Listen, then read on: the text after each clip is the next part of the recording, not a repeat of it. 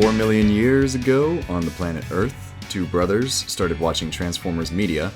Now they're going to make it your problem.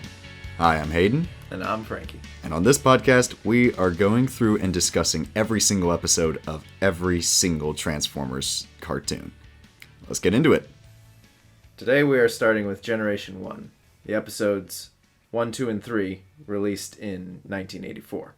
Yeah, this is it. This is the beginning of everything, where it all started. Yeah, we're starting at the beginning, so for all you Prime fans out there, myself included, it's going to take a while. I'm sorry. It always takes a while to get to the good stuff, but yeah. Hey, yeah. So no, I mean G1 is pretty good. We've had a lot of laughs. Okay, G1 has. That's kind of why we wanted to start this podcast, right. Is to go back through most of the shows that we think have like hidden qualities to them and everything, like some pretty good storytelling all in all. Yeah, so More Than Meets the Eye Part 1, 2, and 3. Yes. Those are the first 3 episodes of the show. They're all, Part 1, 2, and 3, obviously. But they do a pretty good job at setting up like the kind of the premise of the rest of the show moving forward. Right. It's sort of like a pilot episode, but like also the first story arc. Yeah, there's some inconsistencies with the rest of the show, but overall it's pretty good. Yeah, like there's a couple things here and there that feel like they kind of left open to, probably expand on later or something, and then they never did. But I believe, and then other things that they didn't introduce at all, and then all of a sudden they just show up later. Right. Well, that's just Transformers in general. True. But if I recall, I think I read somewhere that these 3 episodes, along with I think it's the first 4 issues of the Marvel comic, were intended as their own standalone things, and they made them have like a conclusive end. Or a semi-conclusive end, so that if it didn't sell well, they could just end it there. Right. But if it did, it was open enough that they could continue. So it's not necessarily sequel baiting, but it's... Back then, it wasn't really sequel baiting. It was more of like, shoot, if we get canceled, then whatever. Right. But if not, hey, we can make a franchise. And yeah, I think I think they might have made a franchise out of it. Yeah, they kind of did. It might have. I feel like it's like, isn't it still going today? Upwards of 30 years at this point. Yeah, there's probably like 1,000 something. To be honest, there's probably like 1,000 something episodes of Transformers. We have got our work cut out. We got a long ways to go. Well, so yeah, let's not waste any more time. Yeah, exactly. Why don't you tell us what the first episode was like? What was the plot? Okay, so to recap, More Than Meets the Eye Part 1. After leaving the nearly dead planet Cybertron, the Autobots and Decepticons become stranded on Earth. Reawakening in the present day, the Decepticons begin to construct a new spaceship from a power plant as Hound and Cliffjumper spy on them, but are found out. The Decepticons raid an oil rig in the ocean, and the Autobots attempt to stop them, but Megatron destroys the oil rig. Yeah, so...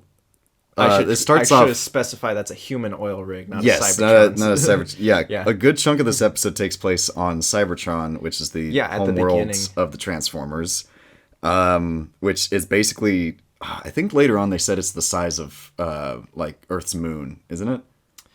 Yeah, if I recall, in the later episode, where they bring spoilers for a show that is like almost 40 years old at this point. We will bring you along with the spoilers. Yeah. You have inside knowledge. Yeah, I highly suggest you watch the episodes before you listen to our podcast, but if not, that's why we're doing the little recaps. Yeah, we're kind of like a follow-up commentary on these and stuff. So highly recommend you watch the show if you can access it pretty well.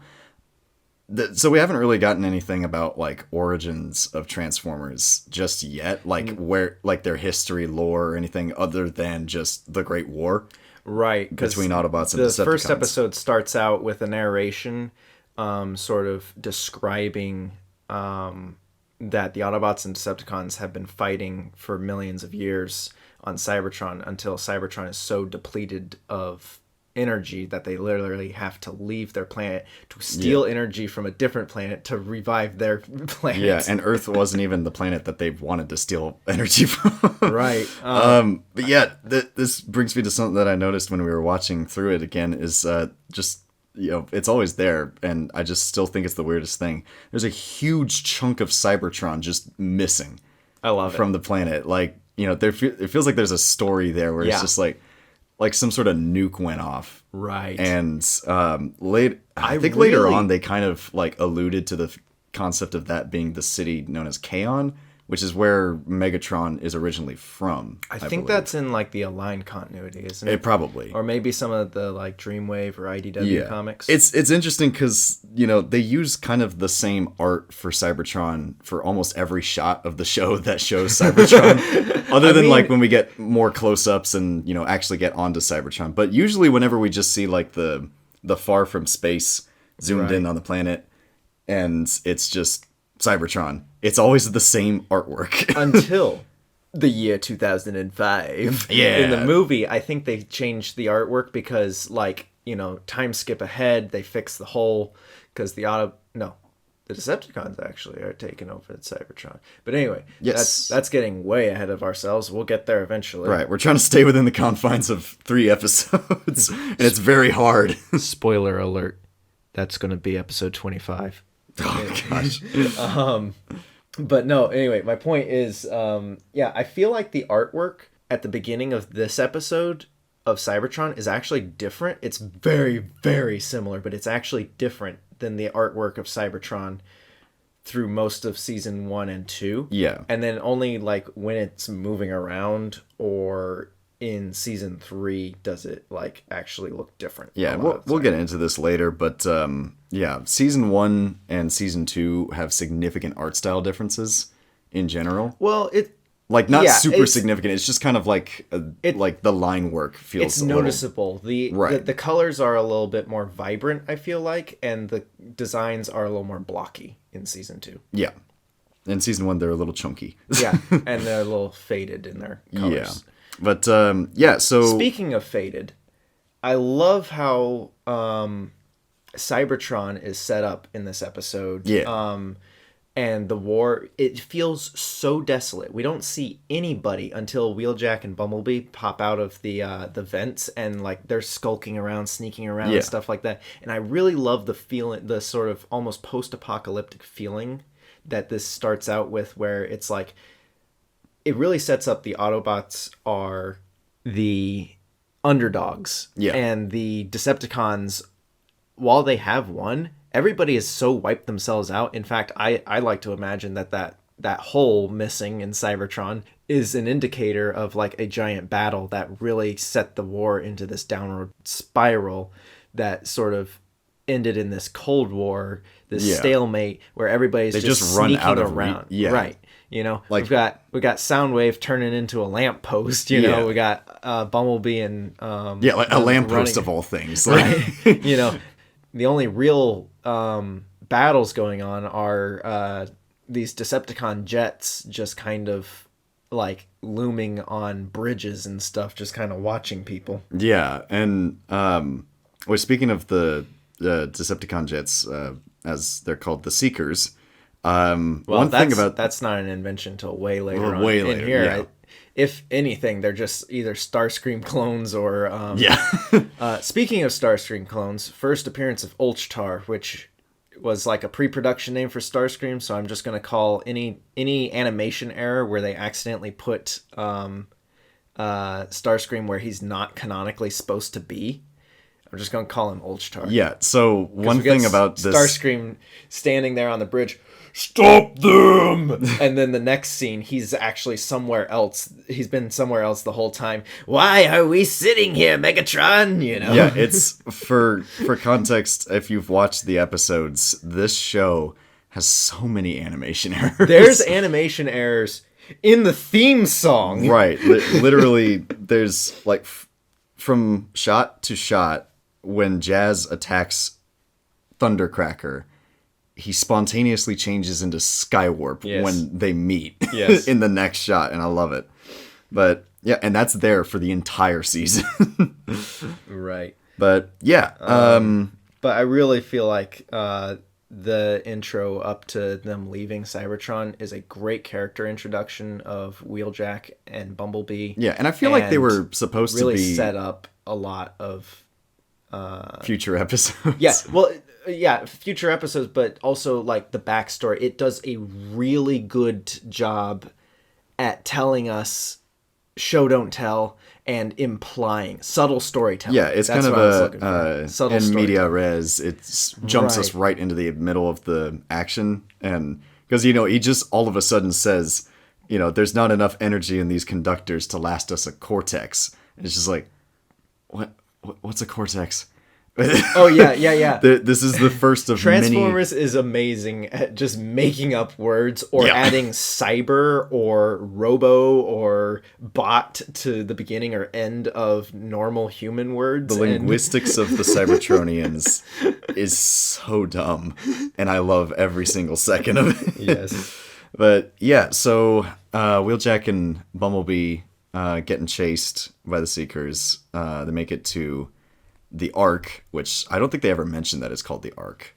No, that's a name that comes, I believe, from the comics. Yeah, a lot of stuff in the show is just kind of shown, like it's Right. just there, Right. and everything. But, Whereas in the Marvel comics, you got like this enormous word block. yeah, Just but it's kind of info refreshing dumping. going back because we're at this point where Optimus and Megatron are like these legendary figures, and the franchise is kind of getting to a point where it's trying to like pass the torch sort of to newer leaders or just kind of Right. a Bumblebee's different really cast. been taking up main character Yeah, status. a getting lot. these new characters introduced, like Windblade, who are really being pushed as like focus on these characters and stuff, and but it's just really refreshing to kind of go back to when Prime and Megatron weren't these legendary figures; they were just meant to be the big leaders Right. of the thing, so they kind of feel more down to earth in a way. Like I love Optimus just gets introduced; he's just there, and he just says, "Any luck, Jazz?" like that. Yeah. He doesn't. He's just there. Yeah, he's just kind of there and stuff, and then you just gradually pick up like, oh, he's the leader. Cool. But there's really great subtle storytelling in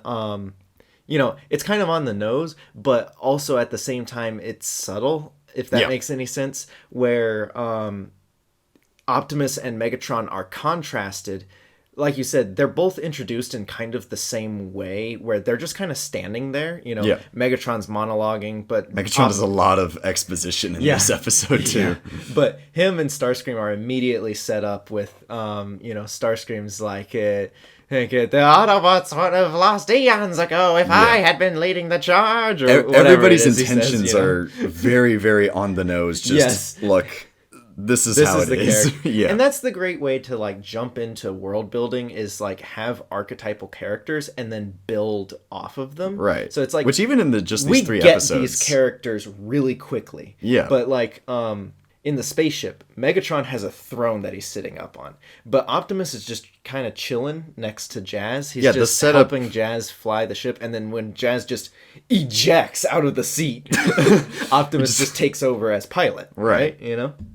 Yeah, no, So it really yeah, and also speaks like to the their setup character.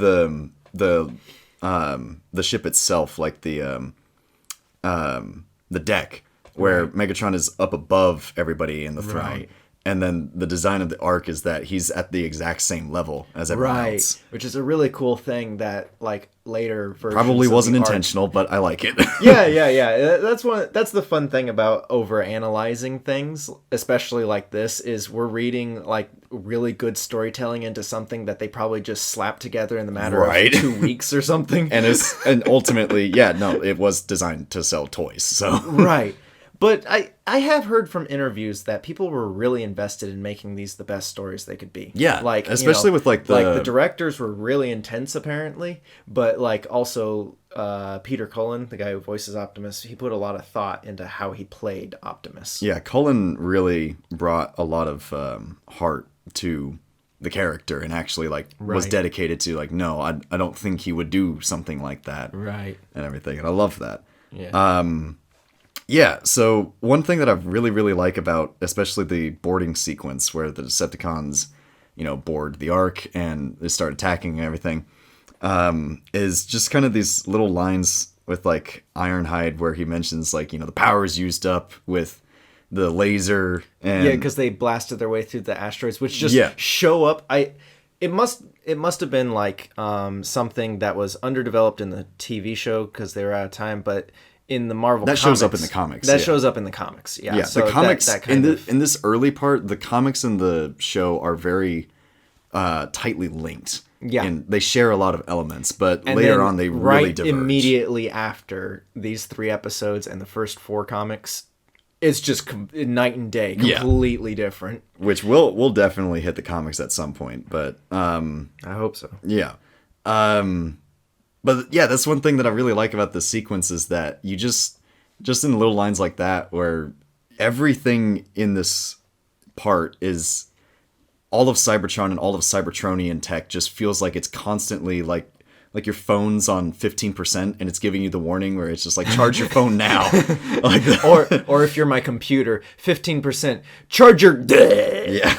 It just dies. It just dies without... Anyway. Yeah, there feels like there's an urgency to... everything where like the laser runs out of energy and stuff like that. It's just they're always on the back foot, even the Decepticons, right? And even though the Decepticons are clearly kind of angled to be in the position of power over the Autobots, they're still like really everybody's struggling in this fight. It just feels like everybody's so tired. Okay, so if we take things at face value and judge them solely based off of how presented on screen, Megatron takes all of the Decepticons off of Cybertron, Optimus takes all of the Autobots off of Cybertron, and Shockwave is the only person left on the planet. He's so lonely. I don't think he minds, though. Probably not. Dude's like we see in a later episode where he just builds things in his spare time. He just has robots everywhere. The dude just does not care. And I love that about him. Which is funny. Well, we'll get to that in a later episode. Right, yeah. We'll get to Shockwave, because he's great. I love him. So they crash land on Earth, and... they leave and are immediately bombarded by an asteroid, boarded by the Decepticons, and then crash into the Earth. And also there's inexplicably 4 sound waves in the ship. Yeah, one of those animation errors where there's just... It like pans to the right, and there's like 1, 2, 3, 4. I think there's like 2 in the same shot at one point. Yes, there's 2 in the same shot because it shows Soundwave. He gets beat up by one guy. Then it cuts to a different shot and he's beating up somebody else. And then the pan where he's like bent over on a console and then he's like crashing into a different console. Which you literally have a Decepticon reflector who is 3 guys, one guy split into 3 essentially. Yeah. And... it's just so funny that Soundwave is the one that randomly wound up getting copied and pasted across the shuttle. Speaking of reflector, can we talk about that Transformers-sized Polaroid? Yes. So there's a sequence after.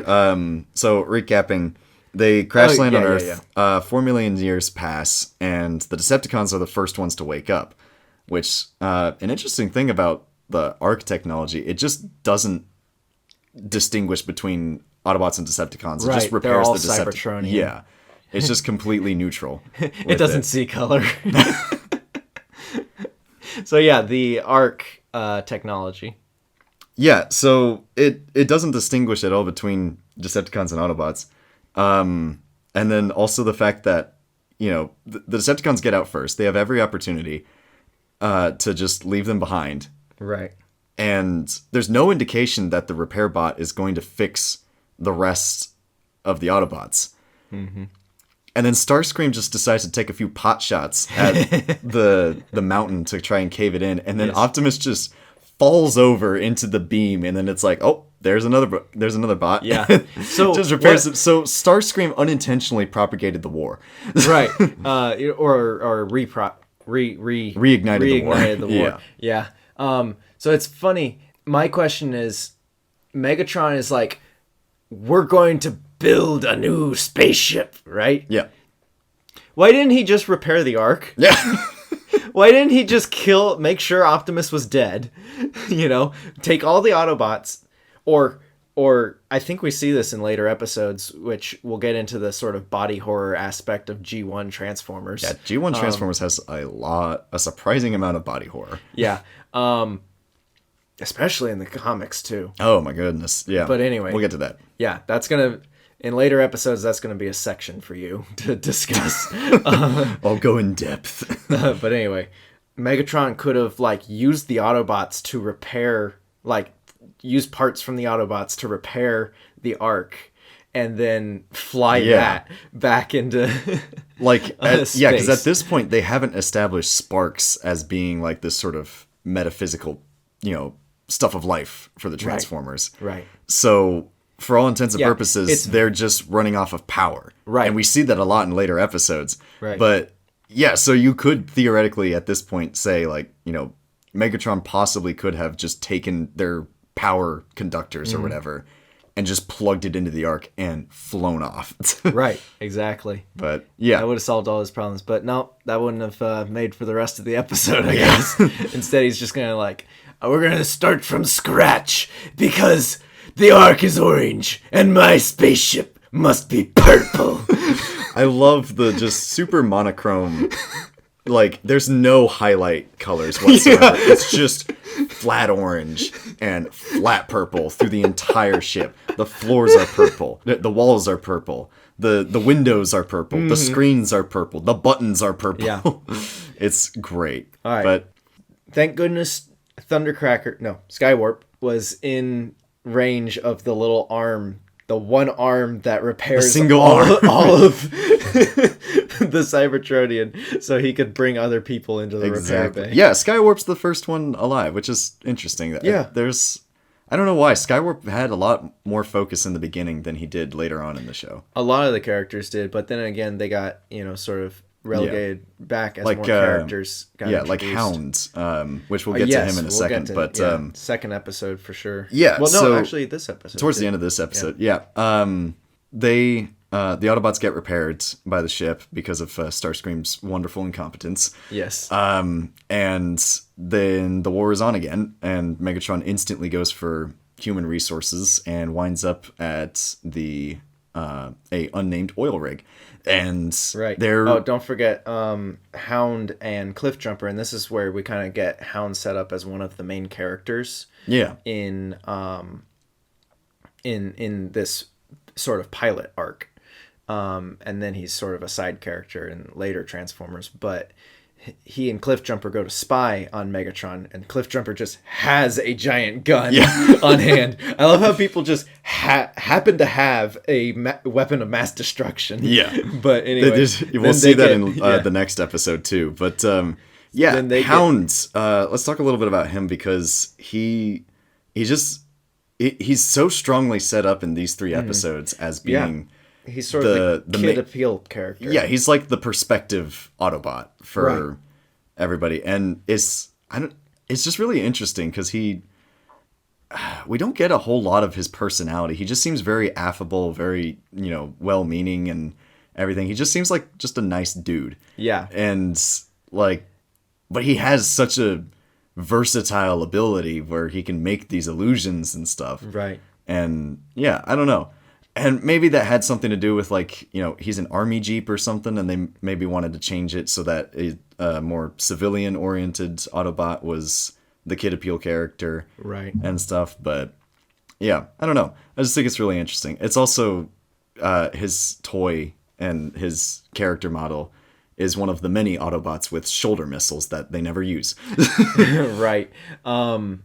Yeah, I really like the... Speaking of shoulders, Hound is one of the few that has, a little bit different of a design, where, his shoulders are actually a little bit lower and, cylindrical rather than boxy. Yeah, I think it's mainly because of the Jeep's wheel wells and stuff, the shape of that. Right. It's definitely because of the toy, but, But, I really love Hound and Cliffjumper's dynamic, where he's kind of the more slow, not slow, but more cautious, a little more, approachable and everything. And then Cliff Jumper is, gung ho. I've got Megatron right in my viewfinder. He just immediately I really admire this because the instant that he gets the glimmer of a chance to essentially take out Hitler, right? He pulls out this magnificent gun.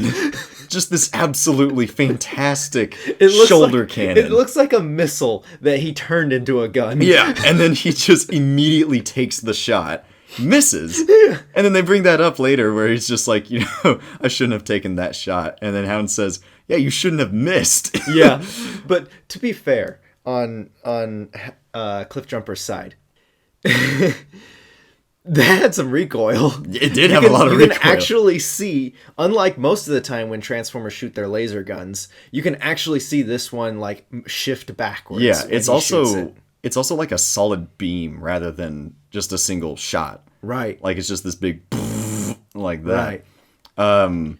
But yeah, that's something that I feel like kind of got missed out on expounding on more was the Hound Cliff Jumper dynamic because that was just really, really refreshing to see, them just make up so well. Right. Right after, it wasn't like, why did you have to do it? It didn't drag out the conflict into any needless, to any needless lengths. Right. It's just immediately like, yeah, dude, I'm sorry. And it's like, it's cool. And then they're good. it really goes to show that they've all been doing this for a long time. Yeah. Also, Holler just shows up and, Holler. Apparently, that's supposed to be like grapple. Like we could say that Holler is actually grapple, but apparently he's been retconned to be like one of the original Constructicons or something like that. But that's some extra media stuff right there. Yeah, we might get into that later. But if you want to, you could pretend that explains where the season 2 characters are or something in season 1. Yeah. Because they are there, they're just kind of hiding. A lot of characters just kind of, and this is largely because of the toys, but a lot of characters just appear in season 2 with no explanation whatsoever. And it's really interesting. But yeah, so then... Oh yeah, also you were talking about all the weird... character designs that are just kind of strewn about in the rubble of the Ark when they're all getting repaired, right? And like most of them are the season 1 characters, but also you could pretend that maybe those are some season 2 characters. I thought I saw yellow skids in there. Oh yeah, and stuff like that. Right. But there's like a lime green Autobot somewhere in there that's just like it looks like nobody I've ever seen. Right. Like, who is this man? But I believe that Grapple and Skids' toys were supposed to be released with Line 1, and then they weren't. Yeah. But yeah, we get to the Polaroid, the Transformer-sized Polaroid, which Reflector is 3-in-1, and they all combine in their vehicle form to make a Polaroid camera. And there is a scene where Thundercracker takes a picture of some suspicious-looking humans. Yeah. And who they think are the Autobots and stuff. They're just driving to see what's going on. No, these are the 2 guys from Up who came to collect... They are the spitting image! to collect the old guy in Up. To take him to the nursing home or whatever. Right. But, and there's a scene where Thundercracker takes a picture like a normal... human would. Yeah. And it's just this Transformer-sized Polaroid picture comes printing out of this Transformer. It's like, what? Does one of them have like beach towel? Yeah. Does one of them have like Xerox printer capabilities just in general? Is that like his speciality? Yeah. He just like throws ink at people. His real speciality is he just overcharges people for ink. Yes. But Reflector's the richest Decepticon. Yes. But yeah, one thing I did notice is that as they're taking the energy from these, these conductor places and these electricity areas, they refer to it. This is where we get the first mention of Energon. Right. But it's not the energy that they're looking for. Right. It's the cubes that they put energy in. Yeah, it's what they transfer to be, a viable, thing that they can. It's basically like it's converting it so that they can digest it. Right. It's like not necessarily that the energy that they have is energon as it is in later things, but like Right, where it's the its own energon cubes substance. are the containers that they can put any sort of energy in and convert it into like you said, digestible to Transformers. And it's so interesting, the process.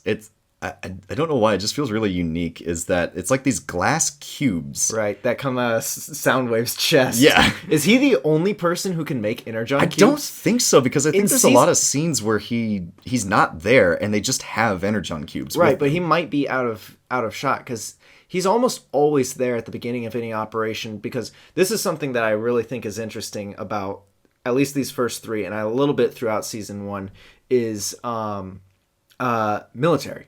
The military Autobots bearing. and Decepticons are really well set up, at least for a kids show, to show military procedure and like discipline and everything. And it's very methodical in taking its time to show like Optimus tells Jazz to round up not a raiding party, but like a combat squad or something like that. Yeah, and so Jazz lines up all of this year's toys. Yeah, and calls out their names, and each of them transform, and then the show really takes its time with setting up, which is really cool.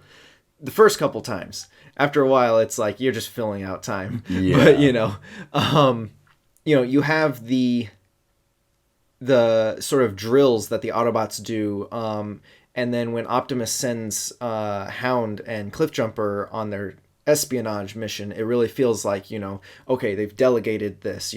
Megatron, on the other hand, kind of haphazardly just says, Starscream, go over there and do a thing. It feels like a tyrant at work. But, yeah, exactly.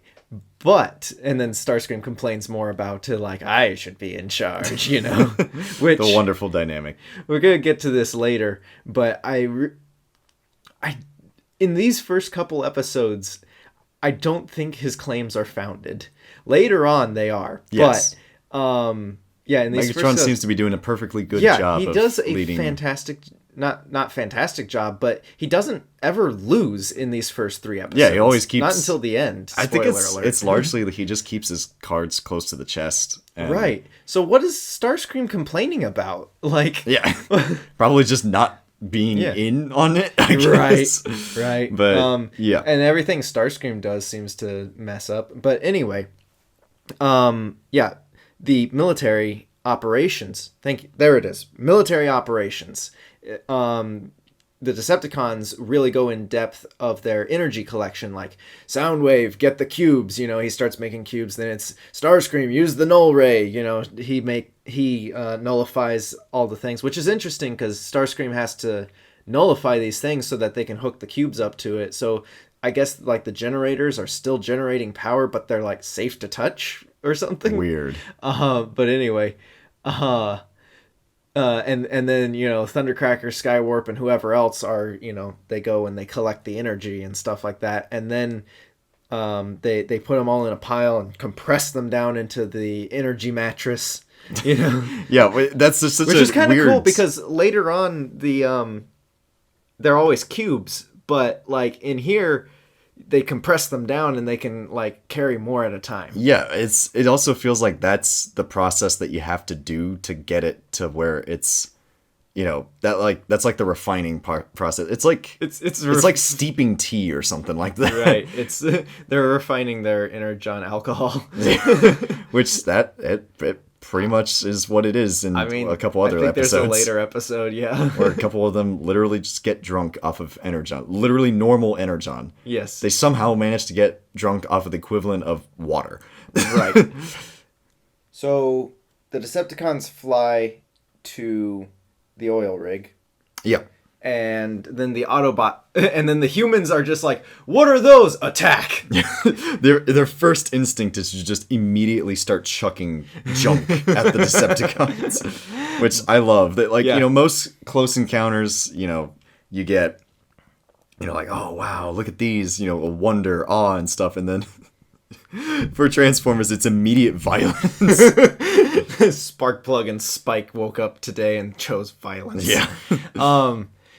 Spike versus Rumble versus part 1 happens. Yeah. Also, the greatest wrestling championship of all time is a human versus a human-sized transformer. Okay, so the Decepticons knock multiple humans off the oil rig. This oil rig is like...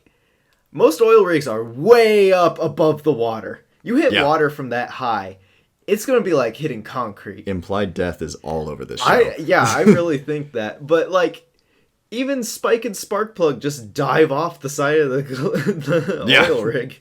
Like, no, humans are incredibly hardy in this show, mainly because, it's a kid's show, so it's like you can't show human death. However, you can show incredible dismemberment and horrific, roboticized gore in the show because they're robots. Yeah. But anyway, so then the Autobots fly in, and apparently the Autobots can just fly. This is one of those inconsistencies where here the Autobots can just fly if the plot needs them to. Yeah. And then in later episodes, they're like, we don't have anybody who can fly. We need jets. And they're like, let's drive to Africa. Yeah, and then they're just like, they just drive everywhere. Yeah. But, so then we get introduced to Sparkplug and his son Spike, who are going to be the main human characters for a hefty chunk of this show. And Autobots show up, big fight, and Megatron, which one thing about the end of this first episode that I love is just they kind of end it on just the raw, brutal power of Megatron's cannon. His fusion cannon. Yes. Which, it's literally just his arm cannon. Like, it's not even attached to him normally. It's just the sight of his gun from his, he transforms into a gun, and then the sight on the pistol is his cannon. Yeah. Pretty simple. But there's just something about, like, the sound design that they put into it, and, like, more often than not, he barely wields it.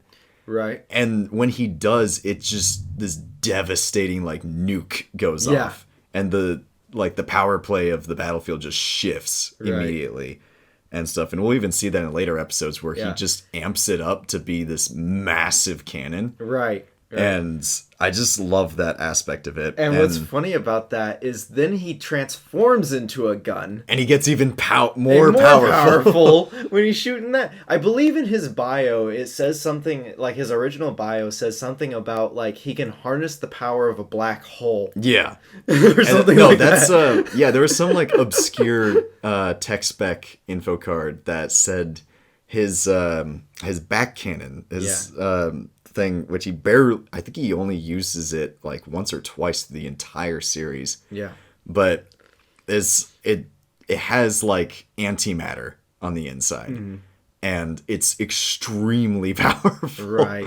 And that's like the plot of a later episode, which we'll get to next time. There's that kind of brings up something that I love about the series as a whole is the individuality of all of the Transformers like weapons and abilities and stuff. Like Megatron always says to Starscream, bring out the null ray, and stuff. And it's just like, Starscream has, apparently his guns have the ability to just stop the flow of matter on something. It basically just puts a hard stop to anything. It's like the in the Legend of Zelda, Breath of the Wild, the time stop. The stasis. The stasis. Yeah, but every Transformer, we're not going to get into it right now, but every single Transformer has some sort of unique ability to them.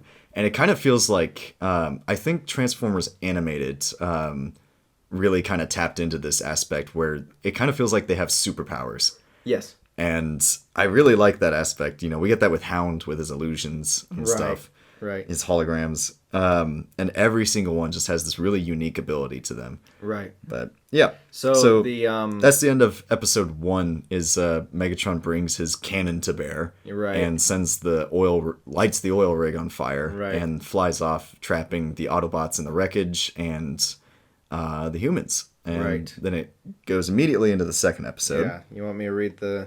Yeah, sure. Okay, so the synopsis for episode 2 is Optimus Prime saves Spike and Sparkplug from the wreckage of the rig, and they become the human allies for the Autobots. Ravage is captured while spying on the Autobots. The Decepticons attack a hydroelectric dam, and the Autobots save the surrounding area from flooding. Megatron then attacks the ruby crystal mines of Burma. And Bumblebee, Sparkplug, and Optimus are endangered by a botched bombing attempt. Yeah, so this one, I think it's in this episode where it just sort of picks up and starts booking it at a clip. Like, the pacing just feels like it's really, really fast. Like, they're cramming a lot of plot into a very short amount of time. Yes.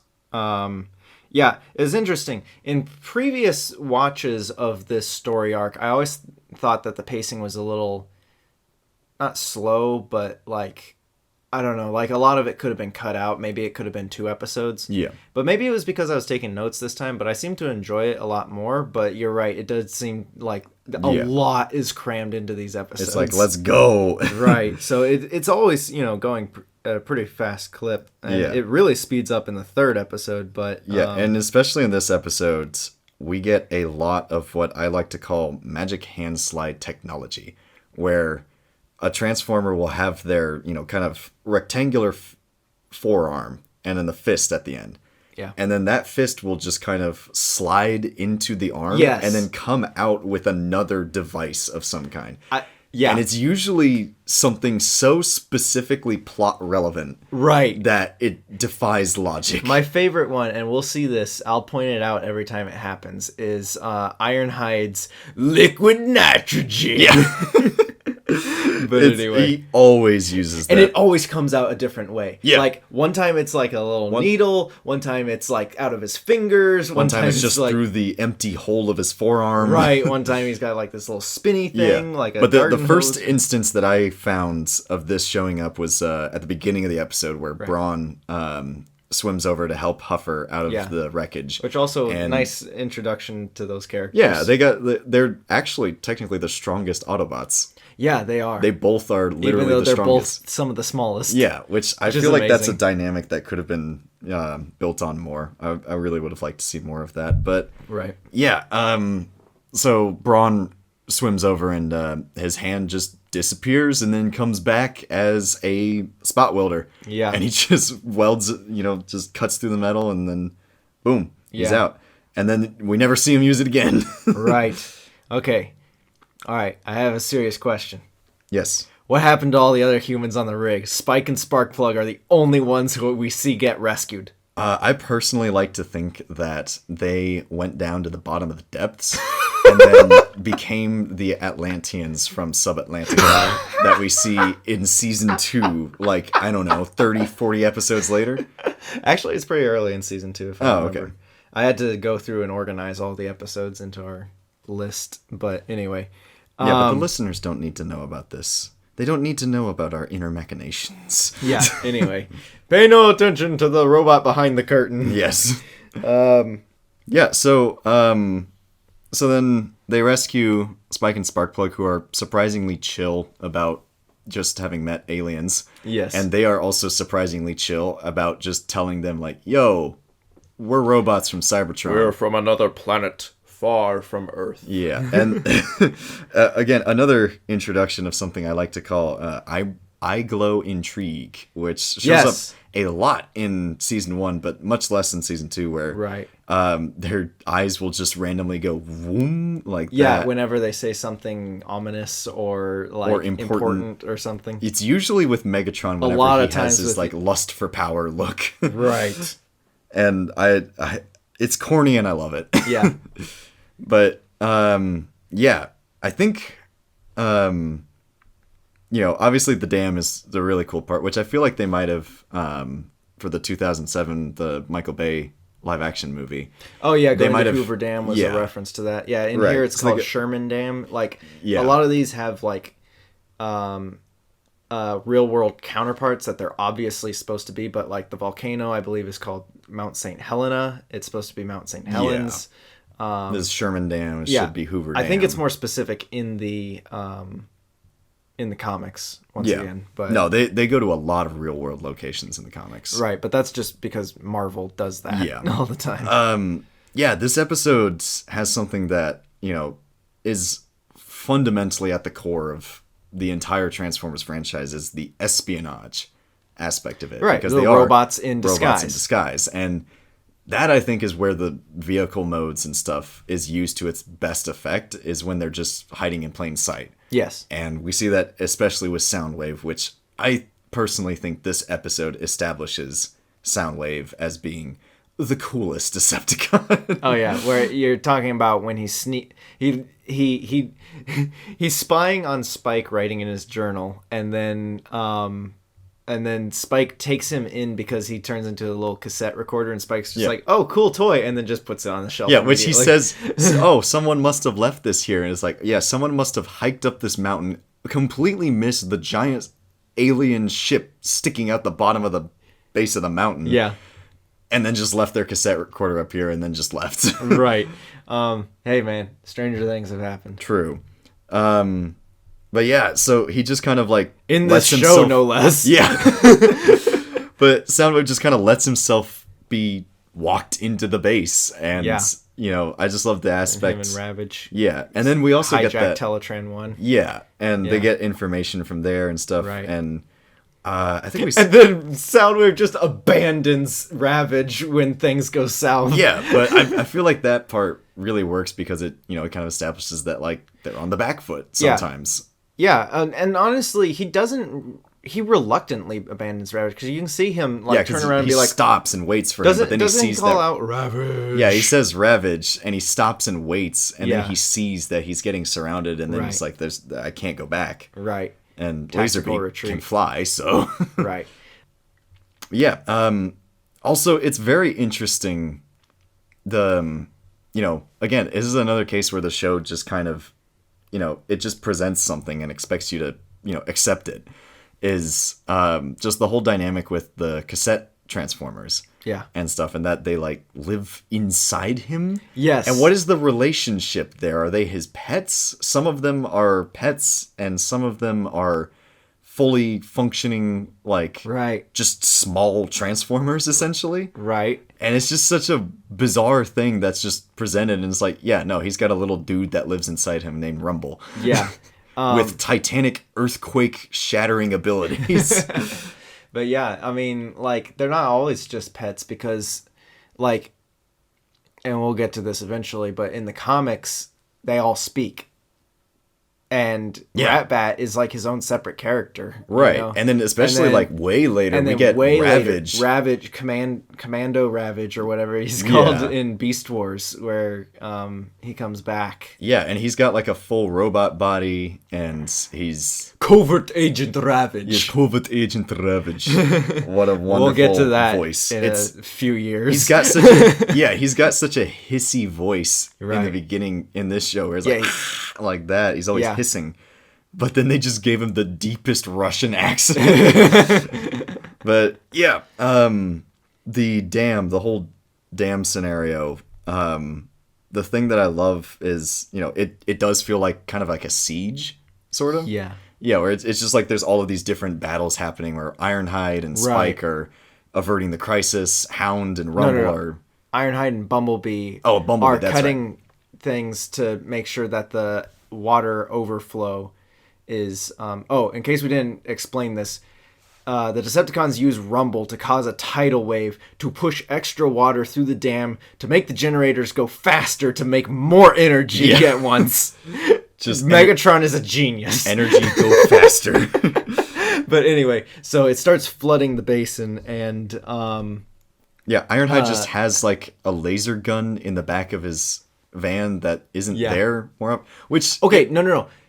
It's on his back later on. That goes back to the toy where like Ironhide's only like the front of the van, and the back of the van becomes like this battle deck. Right. And for Ratchet, it's like a repair bay, but it has like this turret in the middle of the battle. Yeah, because Ratchet and Ironhide are the same. That's actually an model. Interesting reference to the toy there, that he just has the turret in the back of the van. Yeah, and one of my personal favorite things about this fight with, you know, and also Hound and Rumble, just this little dude, have this ongoing rivalry, and I just love that. But yeah, Hound... their rivalry starts here, and it's also Spike versus Rumble Part 2. Yeah, in which Spike fails again. Yeah, which I think just gets, he just kind of gets swatted away the first time, and then he just gets choked out the second time. Rumble, I think, was kind of being set up to be, sort of the central rival to the kids, essentially, because he's literally a kid-sized bully, essentially.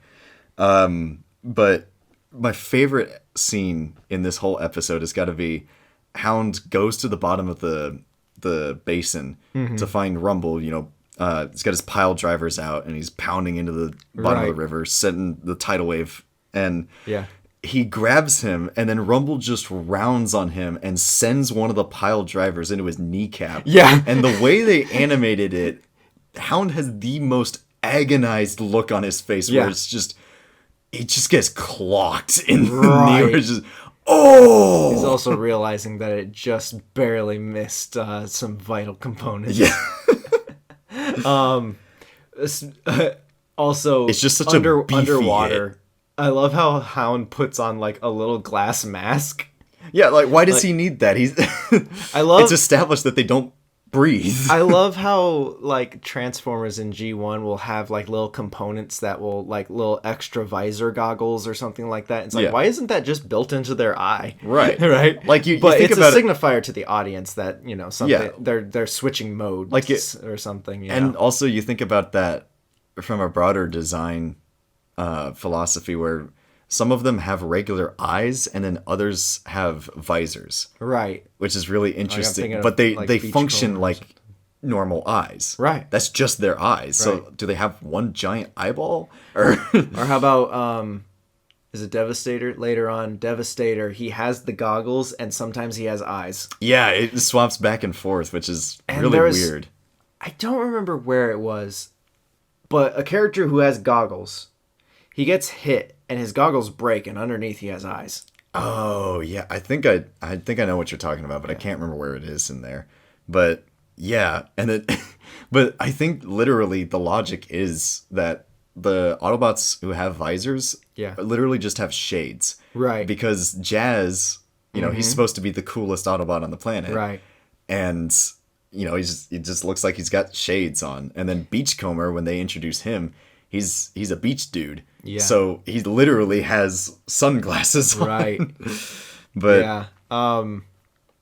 What's fun about Jazz is he is actually cool. He is very cool. Like he's not one of those like, hey, this guy will be cool, and they overdo it, and he's not cool. He just is. He actually is cool. Yeah, he's effortlessly he's just cool. a chill dude who likes good tunes, and he just maintains that through the whole show, and I love it. That's what I really like about G1 is that the Transformers are characters. Yeah. Right?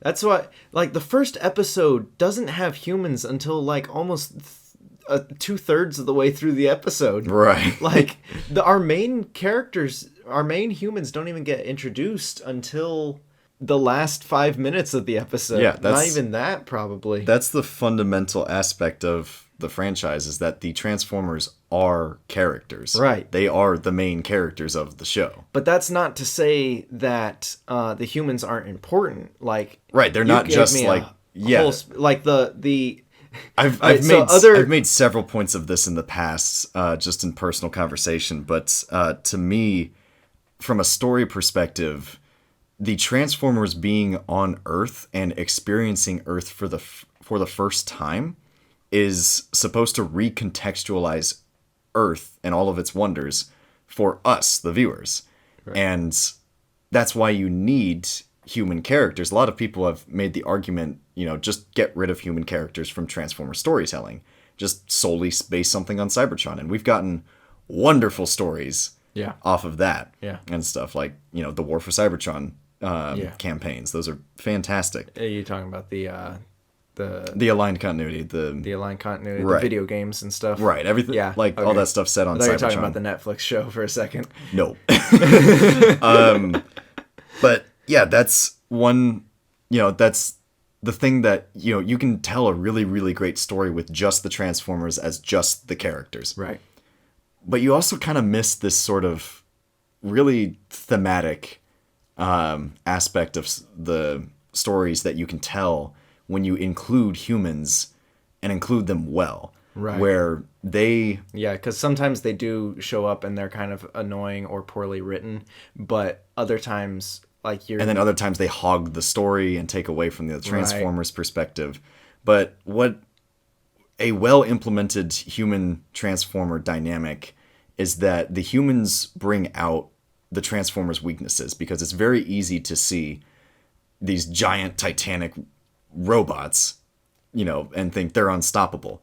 But you put them in this culture shock scenario where they don't know what human customs are. They don't know what human life is like. Mm-hmm. And, things that we take for granted as everyday things, like basketball or something, the Transformers are like, what the heck is that? Yeah. And then you kind of get, there's a scene, I think it's in the first episode, where Hound and Spike are going for a drive. Yeah, we kind of skipped over that, but the huge exposition dump scene. Yeah, where he's like... But it's pretty neat because he's asking questions about Transformers and stuff, and we get to learn a lot of interesting stuff about Transformers. But in the counter to your wonderful speech, is that in this scene... Hound is driving around and he's like, wow, Earth sure is beautiful. Tell me about Earth, Spike. And Spike says, it's all right. Tell me about Cybertron. Yeah. But that's so perfect because it shows the perspective that we have, where Earth is boring to us. So we want to know what this alien planet is like. Right. For them, and we'll get into that with like Mirage's philosophy and everything like that. Right. And, kind of all of their relationships with Cybertron. Yeah. Some Autobots think like, it'll be great when we get back there. Some will be like, I just kind of want to stay on Earth and everything. That's the fundamental part of human Transformers relationships, is that the Transformers experiencing Earth for the first time allows us to see it through their eyes and value things that we wouldn't normally value. Right. And then the humans' effect on the Transformers is that it shows, strength doesn't solve everything. Right. And that ingenuity. There's a wonderful scene later in the series where they're kind of teaching these new Autobots, the aerial bots, about human life and stuff. And they sort of reintroduce this same question of like, why are humans important? Why are we protecting them? Yeah. And I like how they consistently come back to that question. Right. And yeah, because it is an important thing. Like, why are, like, throughout this beginning, the main quest is to get back to Cybertron. Yeah. Right? Like, both the Autobots and Decepticons want to get back to Cybertron. And whoever gets back first basically wins. Right. Right? It's a race to the finish. Right. And Megatron is pulling ahead at this point. Yeah. He always seems to be pulling ahead through this show. Right. And then he retreats. And then gets derailed in fantastic fashion. Yes. But we'll get to that in later episodes. But yeah. And then the Autobots and Decepticons just end up staying on Earth indefinitely. Right. And then, that builds into a whole relationship between the humans and Transformers. Yeah. And yeah. And I think one of the best examples of what you're talking about is the show Transformers Cybertron. Yes. Because the humans and Autobots really they get into like governmental relations, and they get into, Prime is pretty good too. Right. Yeah. G1 I think is underrated. It's in recent shows. G1 is really good at the Autobots and humans just hanging out and chilling. Yeah, there's bringing this back around the bend to episode I'm 2. Sorry. No. I'm dumb. It's animated. Animated is the best one of humanizing the Transformers. That's fair. Although it kind of shoots itself in the foot, though, when, spoiler alert, they turn the human into a robot. Yeah, essentially. We're going all over the place with shows we're mentioning. Back to season.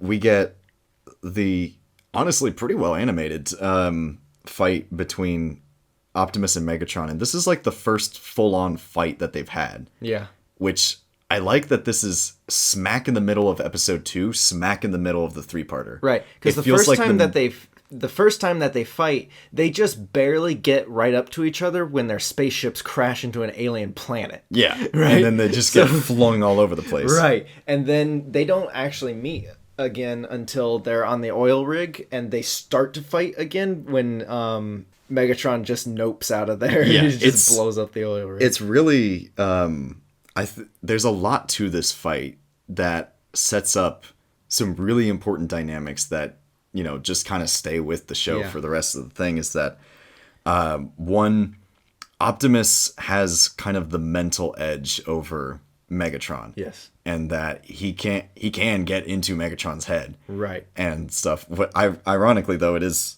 through basically just name calling in this scene. This is like the roast match. Yeah, he gets Megatron riled up by calling him junk and old. Yeah. And I just love kind of I don't know, there's sort of a playful immaturity to Optimus sometimes. Right. He's really a lot more laid back in G1 than in later incarnations. Exactly.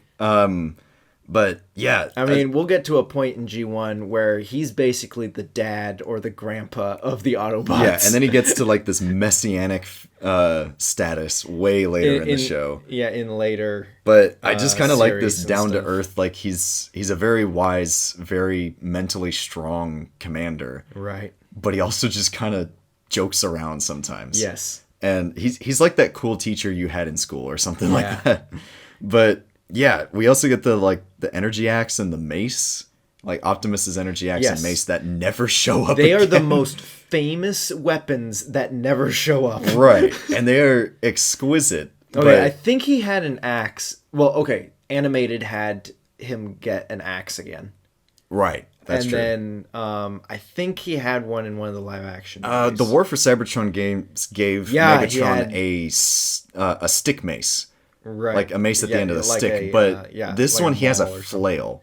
An energy flail. And the chain is energy. The ball itself is energy. Right. It really doesn't make that much sense. Nope. But I there's something about it that kind of feels like it speaks to their characters. Is that slidey technology. Well, hand slidey technology once again. But Optimus's weapon is, you know, it's an axe. Right. But it's a very clean edge. And it's a very precise cut. Right. And everything. Megatron is this chaotic thing. It flings around and everything like that. It's just swinging all over the place. Yeah.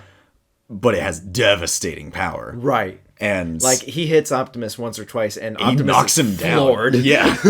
And he's just like, there's a scene where he's just swinging it around. Right. And he can't get back up. And I love it. Right. But yeah. And then the most important thing about this fight is that Spike is in trouble. Right. He's getting attacked by Rumble, I think. Yeah. Yeah. And it causes Optimus to pause. Right. And he looks to see. And then Megatron instantly takes advantage of it and just knocks him off the dam and wins the fight. Right. He actually wins the fight. Right. It's like, you know, Optimus might have the better smarts, but he has compassion. And Megatron has brute force. Right. And no compassion. Yeah. And arguably Optimus's weakness. And Starscream has a slingshot. Yeah, what? There's just a moment where Starscream has a weapon on his arms. That's his jet cannons, which that's where his null ray is. Right. It's where he has a weapon that can literally stop anything. Yeah. So he randomly pulls out just a regular slingshot at one given point. It shoots an energy crystal, I guess.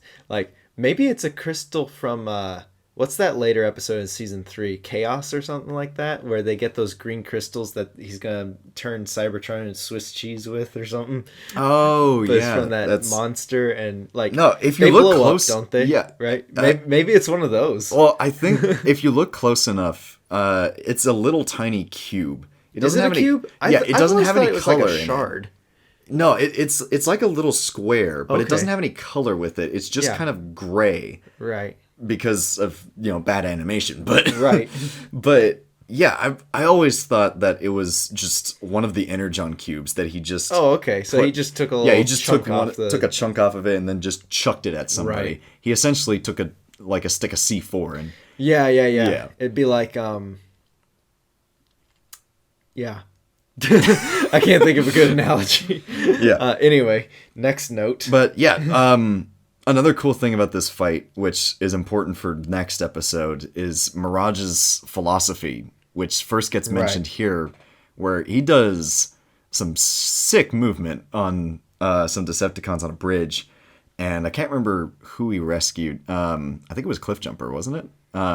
But he says, for someone who sure doesn't like fighting, you're amazing, Mirage. Right.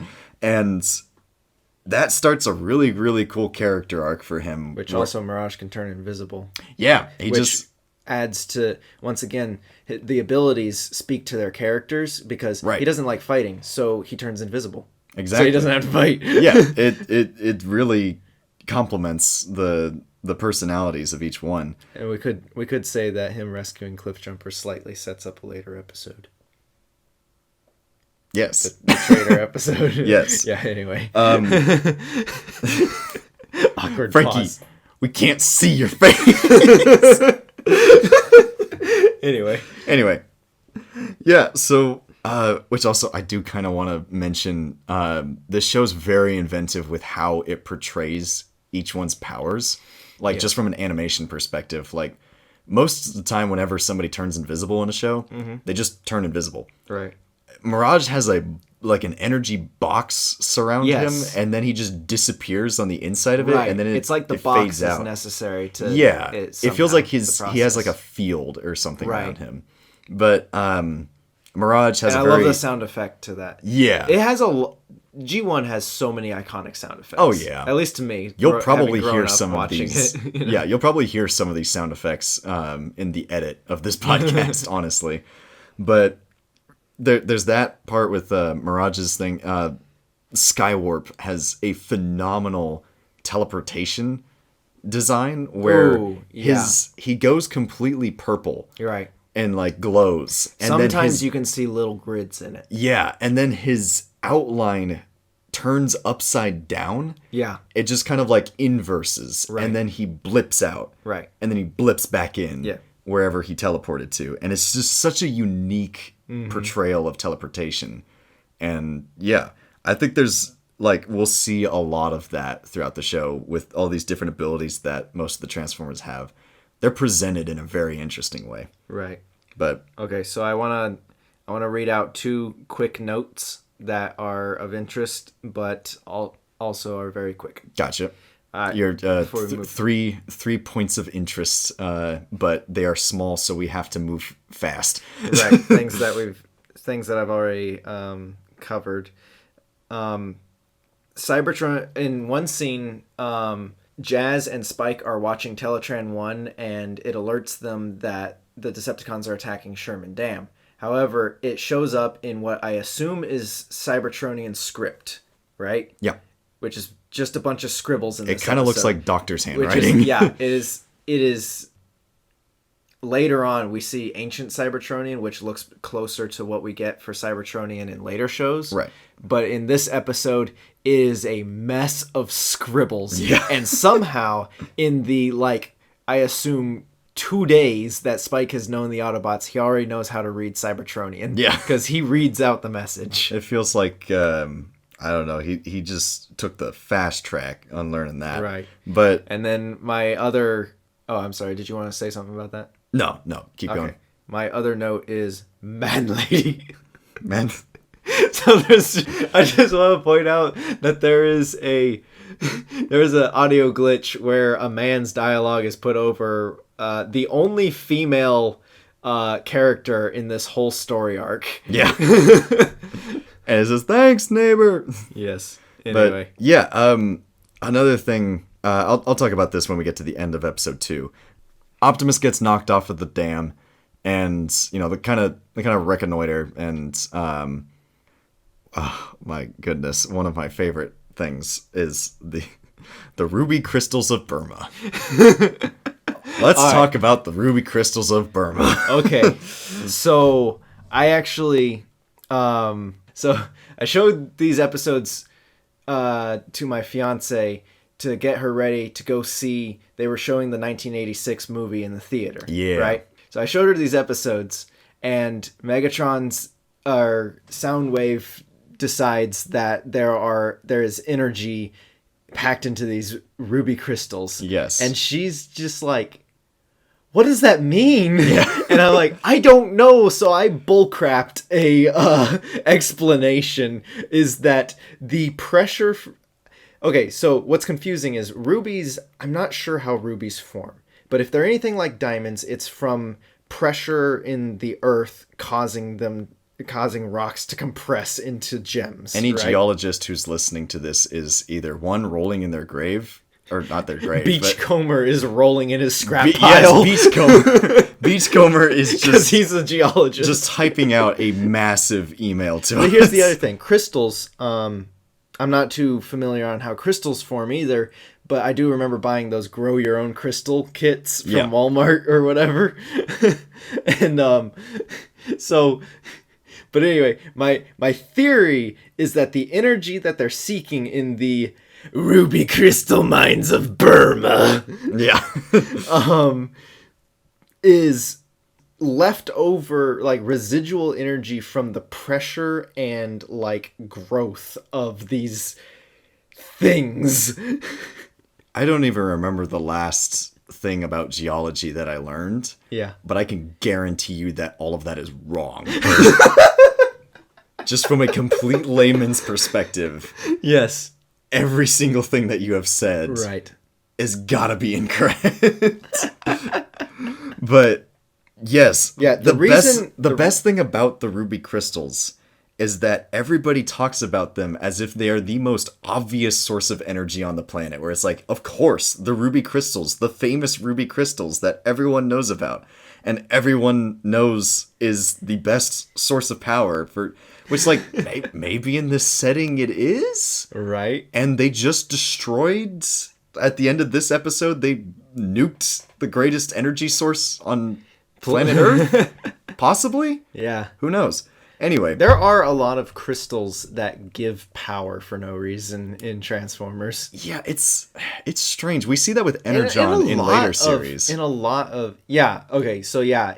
is true. Energon does crystallize into a solid form. If you're going off of the perspective, if you're going off of the later perspective where Beast Wars is connected to this, and we see Energon crystals in prehistoric Earth, right? The ruby crystals of Burma could be like some weird variants of Energon. Right. That just is... And you get like weird lines.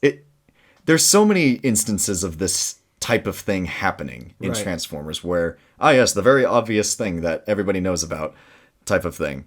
But this one just feels really, really egregious because they constantly bring it up. Yeah. And they just go so in depth with it where like Sparkplug and Wheeljack are later walking through the mine and they're like, whoa, why is it glowing? And Sparkplug just off the top of his head, the man who, for all we know, is just an oil rig worker. Says he used to work those mines. That's why he goes in with Bumblebee. Yeah. He says, I used to work these mines. Yeah.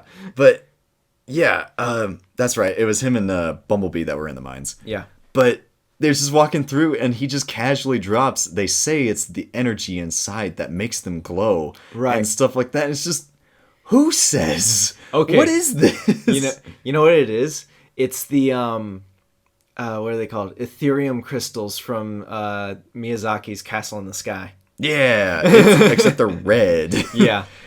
Which also kind of sounds like Red Energon from Prime. Right. And you get a lot of like red variants of stuff in later shows, but this one's just, it's so early. It's so young in the show. The show is so young at this point that it just feels like, I don't know. It's just, it's rich. I love it. Yeah. I've always thought that the crystal mines probably should have been cut for it to be 2 episodes instead of 3. But because it feels like it does give us some good laughs though. Some exquisite this last part of this episode just feels kind of off the rails for some reason. Yeah, because Wheeljack just has this atom bomb in his pocket. Yeah, it feels also he half goes of this like episode feels like Cajun or something in this scene. Half of this last half of the episode after Sherman Dam feels like a meme. Yes. Like you have so many elements just get dropped Right. All of a sudden, you have the ruby crystals of Burma. Even Right. Megatron is into like the fame of the crystals and stuff. You have Optimus just casually introduce Roller, who's kind of like analogous to R2-D2. Right. But it's so confusing if he's a robot, like just a machine, or if he's a transformer, because the other Autobots refer to him as an Autobot just like us. Right. But he's just a car. Right. He doesn't transform. I've always... Okay, recently there was a toy of... I can't remember if his name was Roller or not, but he turned into the roller skate mobile thing. The little, I don't know, tank tread. Well, he doesn't even. It's just wheels. In the Diaclone figure, they came with like the old Takara. little human characters that fit inside the cabs of the Transformers. Yeah. And you could also fit them in those like grooves in Roller. Yeah, which they kind of adapted that to be whenever the Autobots who didn't have a cab or any sort of like hood over their cabin, whenever they're like out in public, they just hologram a human into there. I've always thought that was a good idea. Yeah. And Hound kind of starts that in this episode. Yeah, and Hound also, I feel like Hound's ability is that he just has that, like that sort of universal ability just amplified to the max. Right. But yeah, anyway, I'm sorry. No, if you're going to talk about the crystal mines. I was just going to keep talking about the crystal mines. Go on. Yeah, so the crystal mine, we get the crystals, we get Roller introduced, and then he also doesn't show up again in the entire show, I don't think. He shows up in a later episode. I think it's the one where all the Autobots go evil. Yes, and then we get Evil Roller. Right, we get Evil Roller, but he's a remote control car. But apparently he's also like a pivotal... Him and... See, here we're calling him a him, and it's just a remote control car. Yeah. You know, so Roller and the command battle deck inside the trailer are where it's just a little turret that comes out and just shoots, and then it's done. We'll get to this in that episode, but like they're all part of Optimus Prime. Yeah. But anyway, and then we also get Wheeljack just again in the style of Cliffjumper, just casually pull out what's a WMD. Yeah, he just says there's enough explosives in here to bury them forever, like that, and he's like. Also, his voice changes from the beginning of the episode. Yeah. So the full sequence of events for the ruby crystals of Burma is that they get to these mines and they know the Decepticons are inside them. Right. Wheeljack casually pulls out what's assumed to be close to an atom bomb. Right. And he just has it on hand, not even knowing that he was going to need it. Yeah. And then they say like, no, we can't do that and stuff. And then they're like, well, maybe we can send it into the mine. And Bumblebee and Sparkplug decide they're going to go in and stuff. We get all of this gloriously cheesy exposition about the ruby crystals of Burma. Yes. And then they plant the mine. They're on their way out. They get intercepted by Thundercracker and Skywarp. Yes. We get another beautiful scene where... Number one, Sparkplug, I guess there's just something about oil rig workers who are just fearless. Yes. Because he does not, for a second, bat an eye. Doesn't he try to attack? He bum rushes Thundercracker. And what gets better Who is the size of an F-15 fighter jet. He's literally an F-15 fighter jet. Standing up. Vertical. Yeah. And Sparkplug rushes them, and they're like, Bumblebee and Sparkplug are even. Right. And they're like charging at them. Mm-hmm. And Skywarp and Bumblebee clash because they're like, Bumblebee's a little short, but they're around the same height. Yeah. Thundercracker just clocks Sparkplug, this little human. He just unloads this massive punch and sends him flying into the wall. You would expect in real life he would go splat. Yeah, you would expect. But he was wearing a helmet. He was in fact wearing his hard hat. Yes. And that means he's safe. But he does get knocked out, so that I can forgive that a little bit. Only a little. Only a little. And then but it's not even like, Rumble kind of swats, kind of pushes away Spike. Thundercracker, the F-15 fighter jet, straight up punches a human. He just absolutely his fist is the size of a human. Yeah. And Sparkplug he reacts like he just got punched by a normal dude who Yes. just hit him really hard, like physics wise. He just kind of goes like, oh, like that. Insert Lego death noise. Not Lego Yoda, but like the Lego Rebel Trooper. No.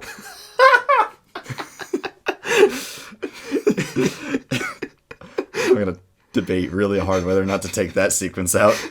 Anyway, just put the sound effect over in when you do the yeah. Anyway, so Sparkplug just gets slammed by Thundercracker. Yes. And Optimus decides he's going to send in Roller and just casually introduces, oh, use Roller. Right. And then they send this little to see robot what happened to Spark. And so then... But it's funny how he has to drive all the way up there. Why didn't he just like... Okay, why didn't he just like look in and like, hey, you guys good? Yeah, no, I was just gonna say, why couldn't he just send Roller up the cliff and into the thing? Why'd he have to drive up there too? Exactly. Right? Like, okay, we're not gonna talk about this here, but we will eventually. We will address the magic of Optimus's trailer just appearing out of thin air. Yes. But we'll get to that another day. We'll get to that later. Anyway, so Sparkplug just got clocked. Optimus comes up, introduces Roller, just casually, and he sends him in. Right. The bomb runs out on its timer and explodes with Sparkplug and Bumblebee inside. Right. These two valuable They're probably Autobots. only about, like, 100 feet away from where the bomb was. Yeah. And then the whole cave, you know, like the mine shaft, the explosion comes rushing out of the cave. It slams into Optimus's trailer. And his first concern is he screams, Roller! It makes no sense. Because just 5 minutes earlier, he stopped a fight with Megatron because he thought Spike was in trouble. I guess he just does not care about Sparkplug. Middle-aged white man. The youth are the future. Optimus believes in the next generation. I mean, we get later. I feel like he gets into that philosophy in later series. He does, kind of, but anyway, yeah, it's just wild. And then the episode ends on a cliffhanger with him rolling down the hill, and everybody's super concerned about that. Right. Now, before we go into the next episode, I wanted to discuss something that comes before and actually introduces why we are diverted to the ruby crystal mines of Burma. Right. Which you can't say. You have to say the ruby crystal mines of Burma. You can't just say the ruby crystals. And if you it's the ruby crystals mines of Burma. Imitate, what's his name? Vince Caroli or something like that. The guy who narrates the Transformers. The ruby crystal mines of Burma. Victor Caroli, I think is his name. I'll have Probably. to look it up. We'll have like we get corrections. We get whatever episode. whatever his name was. His descendant just is like, I'll have you know. Yeah, exactly. Anyway, before, and the reason why we go there is because I believe it's Starscream's first coup. He's testing. Which you brought this up was it sort of speaks to he's him testing the Energon. Yeah, he wants to make sure it works because like later on we find out that he used to be a scientist, which is what you brought up. Yeah, Starscream is, for context, just after the battle at Sherman Dam, Starscream is testing the Energon cubes that they've harvested from there. Right. Because he wants to make sure that they actually function. Right. And, that's perfectly sound, honestly. Right. And then Megatron gets mad at him because he's wasted energy. Which is perfectly sound. Right. Which is why Soundwave suggests the ruby crystal mines of Burma. Yeah, we do need to cycle back. Is this part? This is the part where Starscream first attacks Megatron, right? Right. We'll come back to this when we talk about the conclusion of this arc in episode 3. No, it is in episode 3 where he attacks him, right? No. At the beginning of episode no, it's this scene. It's this scene. Right. Yeah. We'll talk about this betrayal scene with Starscream and Megatron towards the end of episode 3 because that's when it becomes really, really relevant. But yeah, moving into episode 3. Speaking of which, so you want to read it this time? Sure. Let me take a look at that. Yeah, so part 3. The 3 are rescued. Optimus, Optimus, Bumblebee, and Sparkplug are rescued. And Ironhide takes off after the escaping Decepticons, but is injured in pursuit. Ravage is fed false information about a rocket base and allowed to escape because I captured him in the last episode. Yeah. So the Autobots can lure the Decepticons into a trap, but Megatron outsmarts them. With the new spaceship complete, the Autobots launch an all-out attack to stop the Decepticons from leaving Earth, and Megatron nearly escapes, but Starscream attempts a coup, which gives Mirage a chance to sabotage the ship. Let's go. The Decepticons crash into the ocean, and the Autobots begin the repair of their ship, ready to return to Cybertron. Okay. So, yeah. So this one picks up immediately where the last one left off, and Prime rolls down a hill and lands at the bottom. And then we have this extended sequence where he has to transform, because I guess that's like a life-threatening position that he's in, being injured in vehicle mode. If he got stuck in vehicle mode, they have a whole episode about that later, don't they? Yeah, I think so. Where they can't transform. Yeah, that's the Dinobots go to Cybertron. No. I'm talking about the one where like they were having like a road race or something. No, not a road race. They're having like a derby like fundraiser or something like that. Oh, and then Megatron makes them all stuck in vehicle mode. And yeah, it gets really Saturday morning cartoony later on. We'll talk about that when we get to it. But yeah, so there's just a super long sequence of him having to transform to get back into robot mode, and everyone's like cheering him on like he's at like the final set of like 50 push-ups or something like that, where they're just like, you got this, come on, you can do this, like that and stuff. And it's just a really weird aspect of them transforming where it changes from show to show what physiologically it's like for Transformers to transform into their alternate form. But in here it's kind of set up as being like essentially working a muscle or something. And sometimes it's like super involuntary. Other times it's, it's very concentrated effort like it is here. But yeah, so that's pretty interesting. And once again, Optimus's first concern is Roller. Right. For some reason. And Roller's perfectly fine. He just rolls out of the yeah, and then all the Autobots are just like, yeah, Roller's one tough Autobot and stuff like that. And it's like, he hasn't shown... He is? Is he an Autobot or is he a remote controlled car? What is Roller? Yeah. Is he the Transformer equivalent of a dog? I guess, maybe. He seems like the equivalent of like Ravage or something to Soundwave. Yeah, I guess so. Yeah, that makes sense. That's comparable, but vaguely. Yeah. So once again, he's super concerned about Roller, and then after Roller's safe, he's like, "Oh, goodness, the Sparkplug and Bumblebee are in there. We should probably dig him out." Yeah. They totally forgot about him, and then I just remembered. Yeah, and then so they digging them out, and then they're like, "Yay!" And so then the Decepticons just, I don't know, they just survived. They just survived, and then Megatron... One of them says, "We survived! We're free! We can get out!" Yeah, there it is. And then Megatron just goes on like this hype line about how great the Decepticons are. Or just like, we'll never be beat. We're the strongest there are. Yeah. And stuff. And then Soundwave gets them back on track because it says, yep, the Energon cubes are okay. Yeah. Can you imagine if like the bomb blew up the Energon cubes? No, then they really would have been dead. Yeah. Another instance where Megatron's cannon is used to extremely powerful effect. Because, it's implied that he just shoots once and completely obliterates the mountain above them.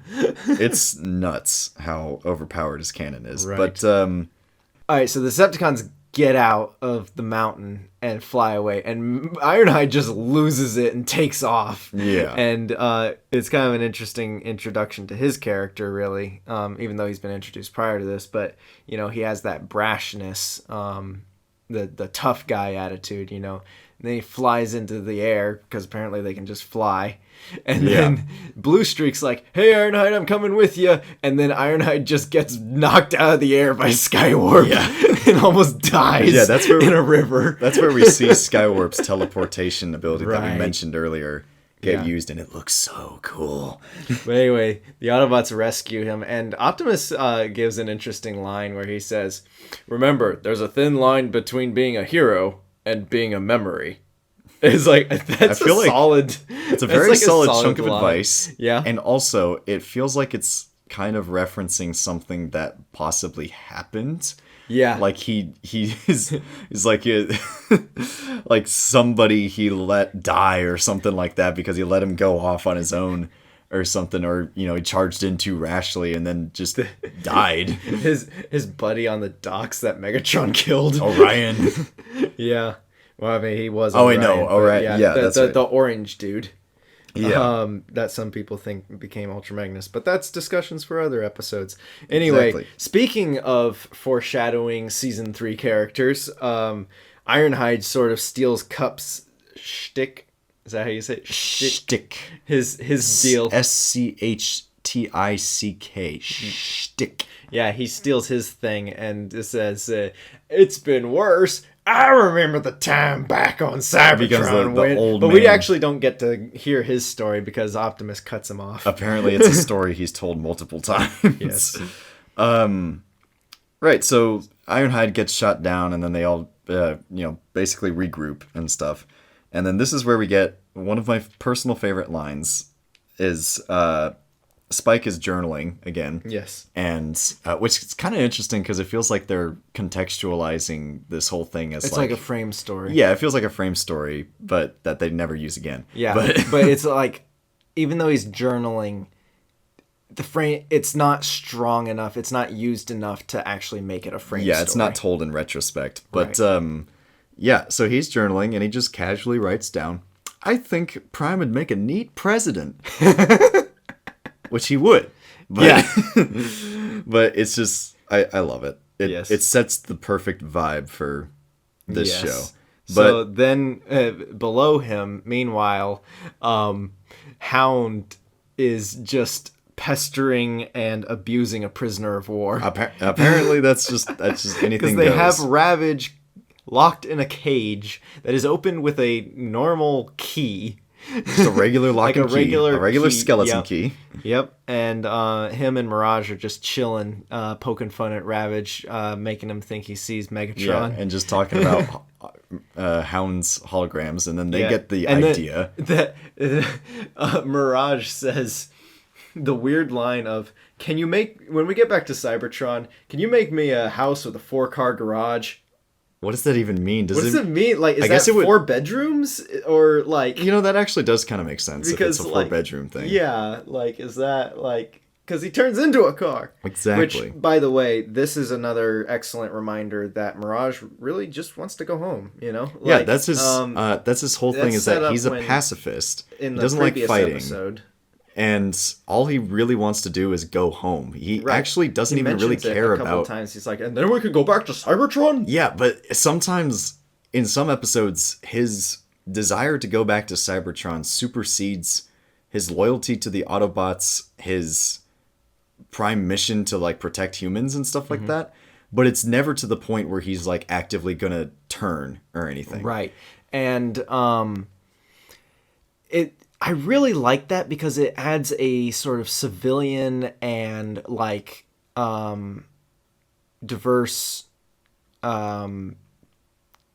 amount of characterization amongst the Autobots, because Right. some of them are brash, they just want to fight, some of them just want to go home, some of them want to do this or that, and This blah, blah, brings blah, blah, up something that I wanted to touch on was the intro mentions the Autobots and Decepticons. It kind of mentions them in the context that they're like 2 different races. and that is elaborated on a lot in later episodes. But something interesting about that is that even though it's presented like that, it's not really characterized like that. Right, Is because that- like Teletran 1 doesn't see a difference between them Right. and just starts fixing. Starscream has this scientist background. Yeah. And that's about the most we get from the Decepticon side. They're most of them are goons. Right. But yeah, but with the- like Mirage, he has like this pacifist side to him. You really get the sense that, it is like a war and stuff, but all of them have these different reasons for being a part of it and stuff.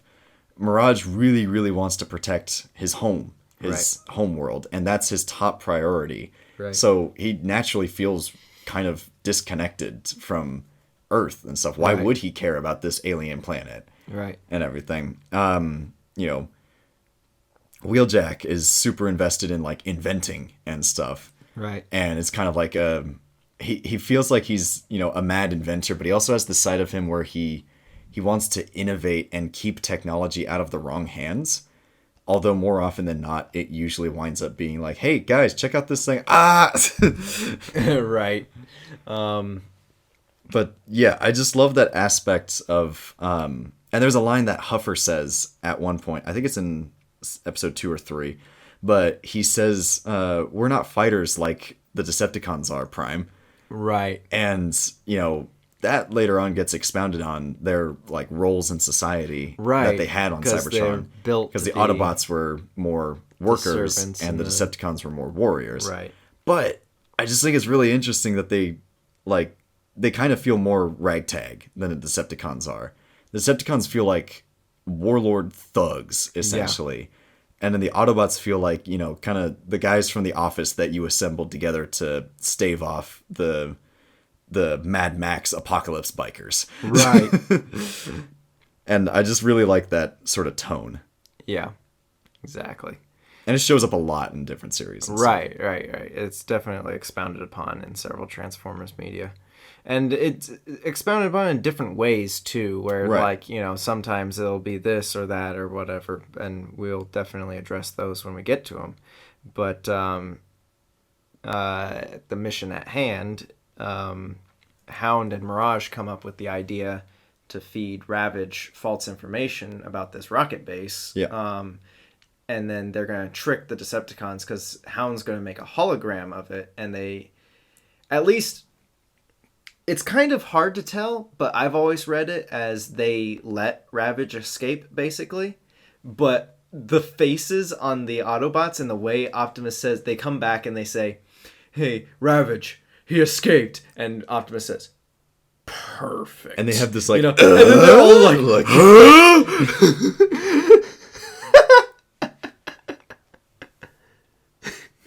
Anyway, yeah. So it's a good plan, but I also wonder, like, was it actually their plan? Or what did the writers of the episode... I feel like it was like a scripting issue or something like that. Yeah, like maybe I'm giving them too much credit. No, I always read it as, you know, because Hound came up with the plan. Right. And, you know, so I always read it as them just playing it up and stuff. And then, I don't know, I feel like there was like a difference in the script and the animation notes or whatever. Maybe. So they were like, you know, and then Prime says perfect, and then we focus on them and they say like that, and Right. you know, they're super shocked and stuff. So And in the morning, Hound goes through with it anyway and creates the hologram. So I'm guessing that since they go through with it anyway and they don't put, you know, because then, like we were saying about Optimus being smarter than Megatron, sometimes is that what he could have done was a double diversion, have people at the hologram, but then also at the actual rocket base, which is just an Air Force base in the middle of nowhere. Yeah. Oh, what is it called? Like Cape Canaveral or Cape? It's Cape Carlson. Carlson, but it's probably... Is Cape Canaveral a real place? Cape Canaveral is in fact a real place. Okay, It's where they launch rockets from. Oh, thank you. Yes. Yeah, I'm stupid. Anyway. We live like maybe 5 hours from it. But anyway, I think it's a little more than that. Probably. But anyway, the this Cape Carlson is in the middle of a desert and is nowhere near any sort of cape. Yeah. It's literally, there is no cape to be seen. There is no water to be seen. Which brings up something interesting that I've been wanting to discuss, and I thought that this would be the perfect time to discuss it. Earth feels abandoned in this episode. So much of Earth feels devoid of life. Right. Like, we see a city when they're scanning vehicle modes, but other than that, we have an oil rig, the ruby crystal mines of Burma. Yeah. The dam and a few houses beneath the dam, and this Air Force base, and that's all the civilization of humans that we see. So if we take things at face value, which, you know, it's set at contemporary times, contemporary being the 80s for this, right? so you're supposed to assume that the world building of Earth is basically exactly the same. Yeah, it's just the world But we live in. if you take it at face value, Earth has suffered some kind of apocalypse at this point. It feels And, like it. Or just like feels there's like so there's- sparse of a population in general. Right. And like, you know, I guess there's still presidents or governments, but like, and apparently Burma exists. Yep. And it's very important. Yeah. But other than that, the military exists and workers exist, and probably the people on those farms just work at the dam, right? Yeah. You know, we only ever see one female human. It feels in the like whole thing, and she accidentally gets dubbed by a man. Yeah. It feels like they like all of these essential areas are the only places that are being manned. Right. Like these super essential these are the power only people areas. like around. Everything else is like desert. Because when we and see stuff. the city, when the Ark is scanning Optimus's semi-truck, there might be cars moving around. no, there's nobody in No. the background. Okay. There's no moving objects in the background. And it's just blank. Right. It's so weird. Yeah. So it feels And like all of this can be chalked up to just animation. right, but- animation, and they just didn't have time in the story to really expound. Because as we see in later episodes, yeah, Earth is basically Earth in the 80s. Yeah. You know, it's fine. You know, leave it alone. You It's know? good. It's good. Don't worry about it, guys.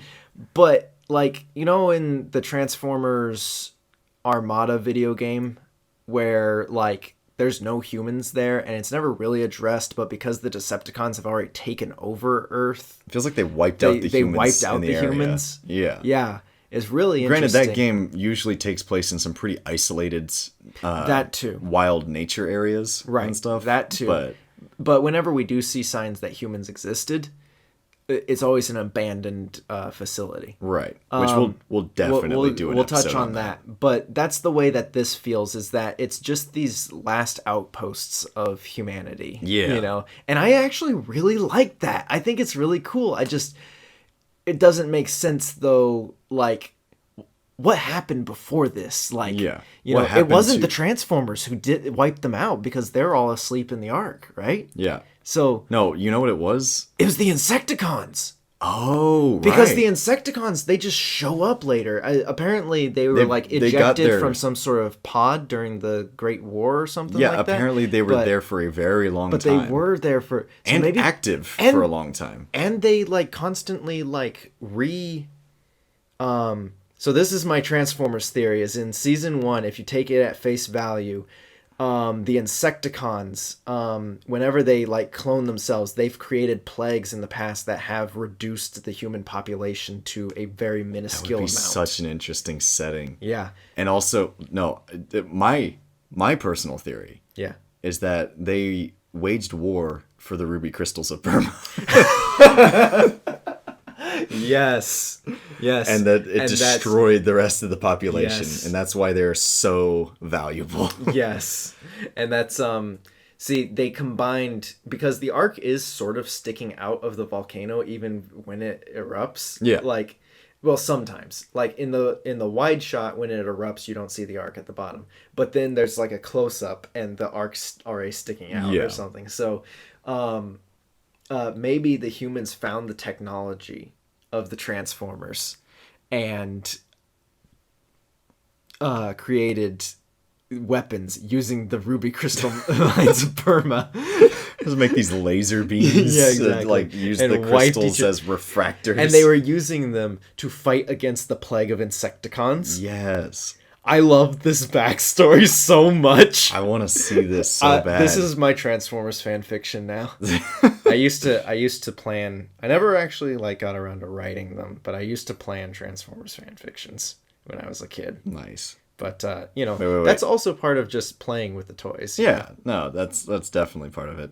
To get back on The actual episode. topic, the actual episode. Enough of my theories. Where were we? Yeah. Oh, Yeah, so the holograms. Autobots wearing lab coats is the best thing. Yeah, so they make My this giant fiance cracked up. cracked up. I'm sorry. Let me retake that. She turned into a crock pot. My fiance, she just died laughing. Well, didn't die laughing, but she thought that was very amusing. I would be very concerned if she died.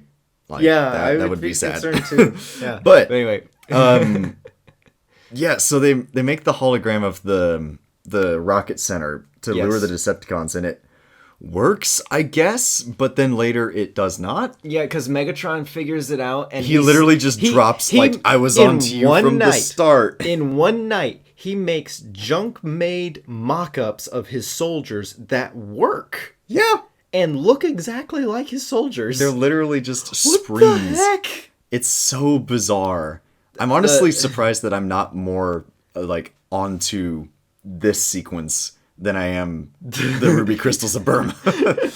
Yeah, But because it's equally as bizarre. But right. yeah, we get this Autobots dressed in Transformers-sized lab coats, disguised as scientists, and I don't know why just the image of Windcharger, Yes. just taking off the lab coat, Superman style is perfection. Yes.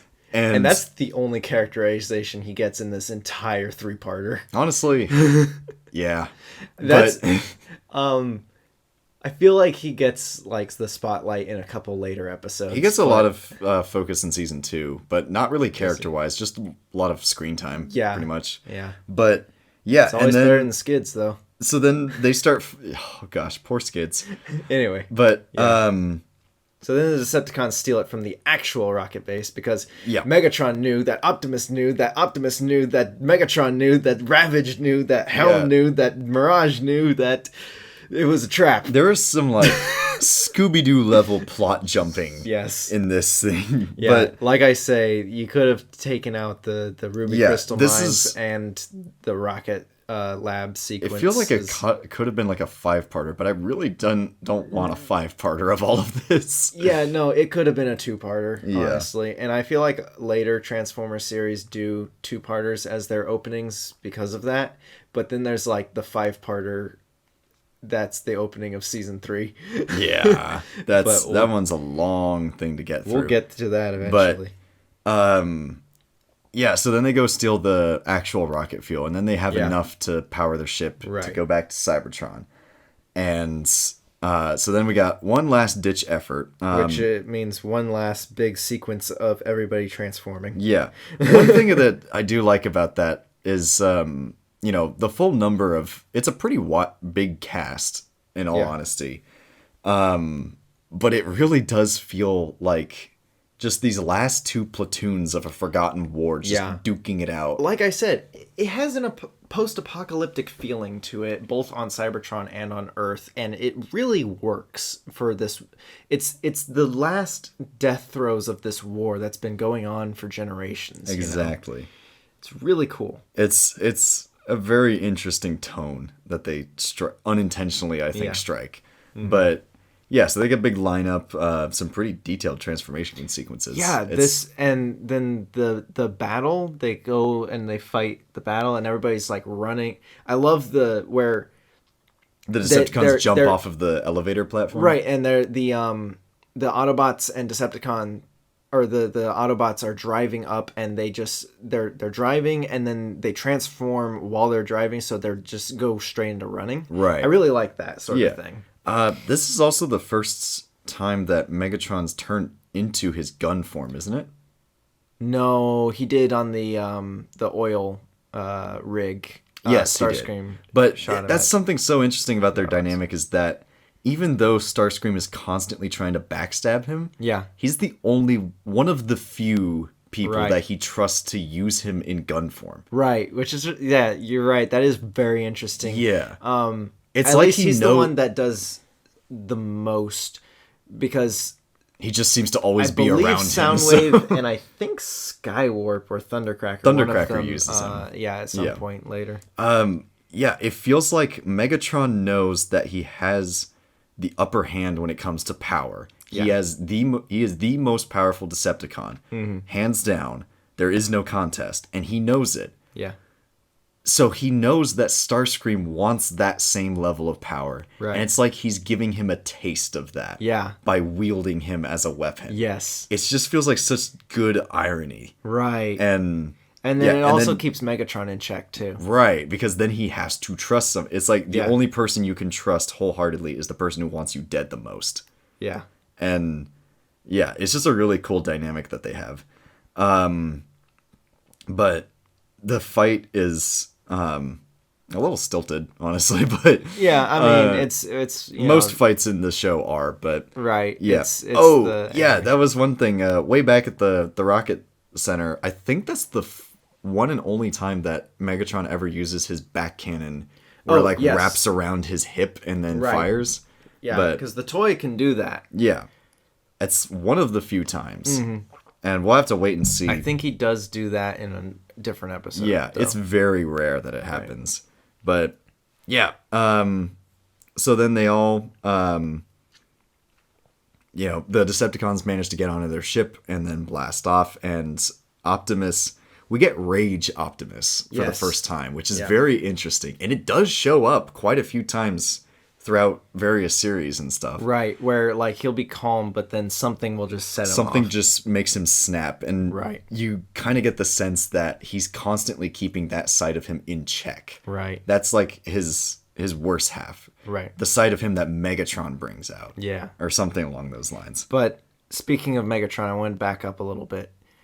Megatron gives another inspirational, motivational speech to his Decepticons just before they board the ship, right? Yeah. And something about the way that he words it made me think that, Megatron just really wants to go home too. Yeah, he does. And we get that. I mean, he wants to go home first so he can conquer it, but he also just wants to go home. Yeah, and he always talking about, we conquer Cybertron first, and then the rest of the universe. Right. Cybertron is always the number one priority for him. Right. And we get that really shows up in other series. Where Prime, especially. Yeah, Prime especially. I like the characterization of him. He starts off as kind of just a warlord. Right. But later on, we get characterizations of him where he's a Cybertronian purist. Right. And I think that's just really, really interesting. Right. But, yeah. Yeah, so we get... Optimus does his, Megatron! He screams it. Right. And the Autobots are kind of in a spot where they're, what do we do? Yeah. And then we get another fantastic, just solid gold line from Optimus where he says to Sideswipe, "Give me your rocket pack." Not my rocket pack? I have that, Prime? Yeah. Not once have we seen Sideswipe use a rocket pack. There's only one part in episode 2, I think it is, where Sideswipe and Sunstreaker show up. And we completely neglected that scene where Trailbreaker and Spike and Sparkplug are spying on the Decepticons. They are leaving. They get attacked by Decepticons, and then Sunstreaker and Sideswipe show up to help them escape. Yeah, it's just kind of fun, quippy adventure stuff, and it doesn't really have a huge relevance. But that's how they find out that they're going to the crystal mines, isn't it? Yeah. And I think that's what it is. Yeah. But yeah, so he just casually has a rocket pack. Yeah. And just so we each episode some gadget just shows up. It's not even the hand slidey thing. It's Cliffjumper's big gun, Wheeljack's atom bomb, and then Sideswipe's rocket pack. I will give him credit though. This one feels a lot more grounded because it's very well designed. It's very detailed. Designed to look like it actually came from his back. Yeah, and it came from his back. I think there's a toy of either Sideswipe or Optimus, and one of them has the rocket pack. Yeah, but he demands Sideswipe give him his rocket pack, and he's like, "My rocket pack, really?" Like that, and then Prime cuts him off and just says, "Now." Yeah, and it's just funny Prime, where he's so impatient in this random moment. Yeah, and I like this moment highlights that Jazz is like his number 2 guy, he kind of says like, "You sure you can take him, Prime?" Yeah, and he's like, "I'll be back, Jazz, don't worry." He feels like his confidant. Yeah, he is his confidant in this one. He's his because some really great stories, his, like, drill sergeant and stuff, and whatnot, he's like his man at arms, and right. He Yeah, we get a lot of great stories that tap into the Jazz Optimus dynamic. But later on in... It kind of feels like Ironhide takes his place, though. Right. Ironhide definitely takes his place, which is funny because they're both voiced by Peter Cullen. Yeah. But we get sequences where it's they similar talk, to how he Hound talks is at himself. the Kid Appeal character because he befriends Spike in this one, and then Bumblebee's his friend throughout the rest of the show. Right. Yeah. But, yeah, so then he blasts off to try and catch up with them and then just gets pelted in the face by a blaster bolt. Falls out and of then space. falls out of the sky and does, like, just this ragdoll effect tumble into the ground. Glorious. It's Where he's glorious. just Like I said, if you haven't watched the episodes, you need to watch There's these some episodes. great stuff. It's hilarious. But my problem with it is, see, this is another reason why the crystal mines and the rocket base should have been cut, is because he falls from space, or at least the upper atmosphere, and slams into the ground doing a couple barrel rolls. He's and fine. He gets up and he says, "I said I'm fine." They're like, "Are you okay?" You know, and When he objectively took more damage from Wheeljack's bomb. Yeah, he rolled down a hill, and then was like unable to transform. Yeah, some inconsistent damage output there. But anyway, now we're getting to like the meat of these potatoes. Right. This is the main course, the entree. Hang on. Starscream's coup. So this is sort of the first big time, like, he sort of attacks Megatron earlier in the previous episode. Yeah, let's go back to there because we didn't get to cover that. Right. But yeah, so that scene, Starscream's testing the Energon cubes, and Megatron gets onto him because he thinks he's wasting the resources. Right. And they've constantly been having this argument about Starscream. He feels like he's got the argument of the younger generation where it's like, it's time for change. We need to change the system and stuff like that. He literally says things to that effect. Yeah. And he has this like sort of, he seems like he's burdened with glorious purpose where it's like, you know, I will lead the Decepticons and my time will come and everything like that. And Megatron, this shows up a lot also in season 1 and 2, is Megatron turns his back on Starscream. Yeah. He sort of dismisses him, and that's what sends Starscream over the edge to finally lash out. Right. And he tries shooting at him, and then Megatron is always prepared. Right. And he shoots at him, and I think Soundwave notices, and he tries to warn Megatron. Right. And he shoots, and then Megatron pulls out just randomly a reflector shield of some kind that just appears on his arm. And for some reason, Starscream's gun runs out of ammo.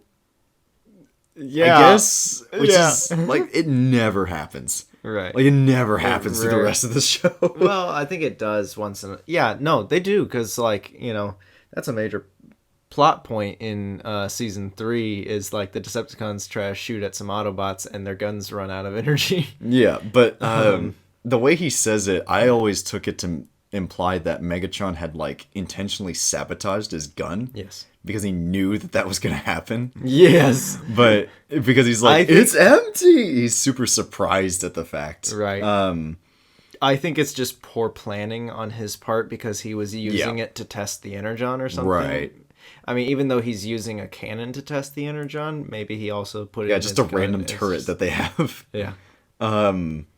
But yeah, so then he like rounds on Starscream, and this is yeah, and Starscream starts groveling and stuff. And yeah, because he shoots him I was in the wrong. shoulder, right? Yeah, he starts groveling and cowering before him, and Megatron just stone-faced shoots him in the shoulder. You're right. Non-fatal wound, and he's panicking and everything, and then he just instantly turns to, we're gonna attack the rocket base we attack at sunrise. Right. And this dynamic, this scene, plays out almost the same pacing every time that it happens. Right. But it kind of builds on it every time. Like, it happens in different, unique ways, where there's a conflict between Megatron and Starscream. Megatron is dismissive of Starscream, and then Starscream lashes out. Yeah. Megatron is prepared, rounds on him, has the advantage. Starscream cowers. Yeah. And then Megatron usually inflicts some sort of wound on him, whether it's physical, morale-wise, reputation, or anything like that. Or one time he literally rips his throat out. He does. Actually, there's an episode where he literally just turns him off. Yes. And then Starscream sometimes is defiant, sometimes very, very cowardly, like he is in this first scene. Yeah. And then Megatron just immediately goes back to whatever's on hand. Right. And this plays out so many different times. Right. And I just love the dynamic. Right. That is constantly iterated on. It's constantly growing as well. And yeah. But in this certain instance, it's set up and foreshadowed at the beginning.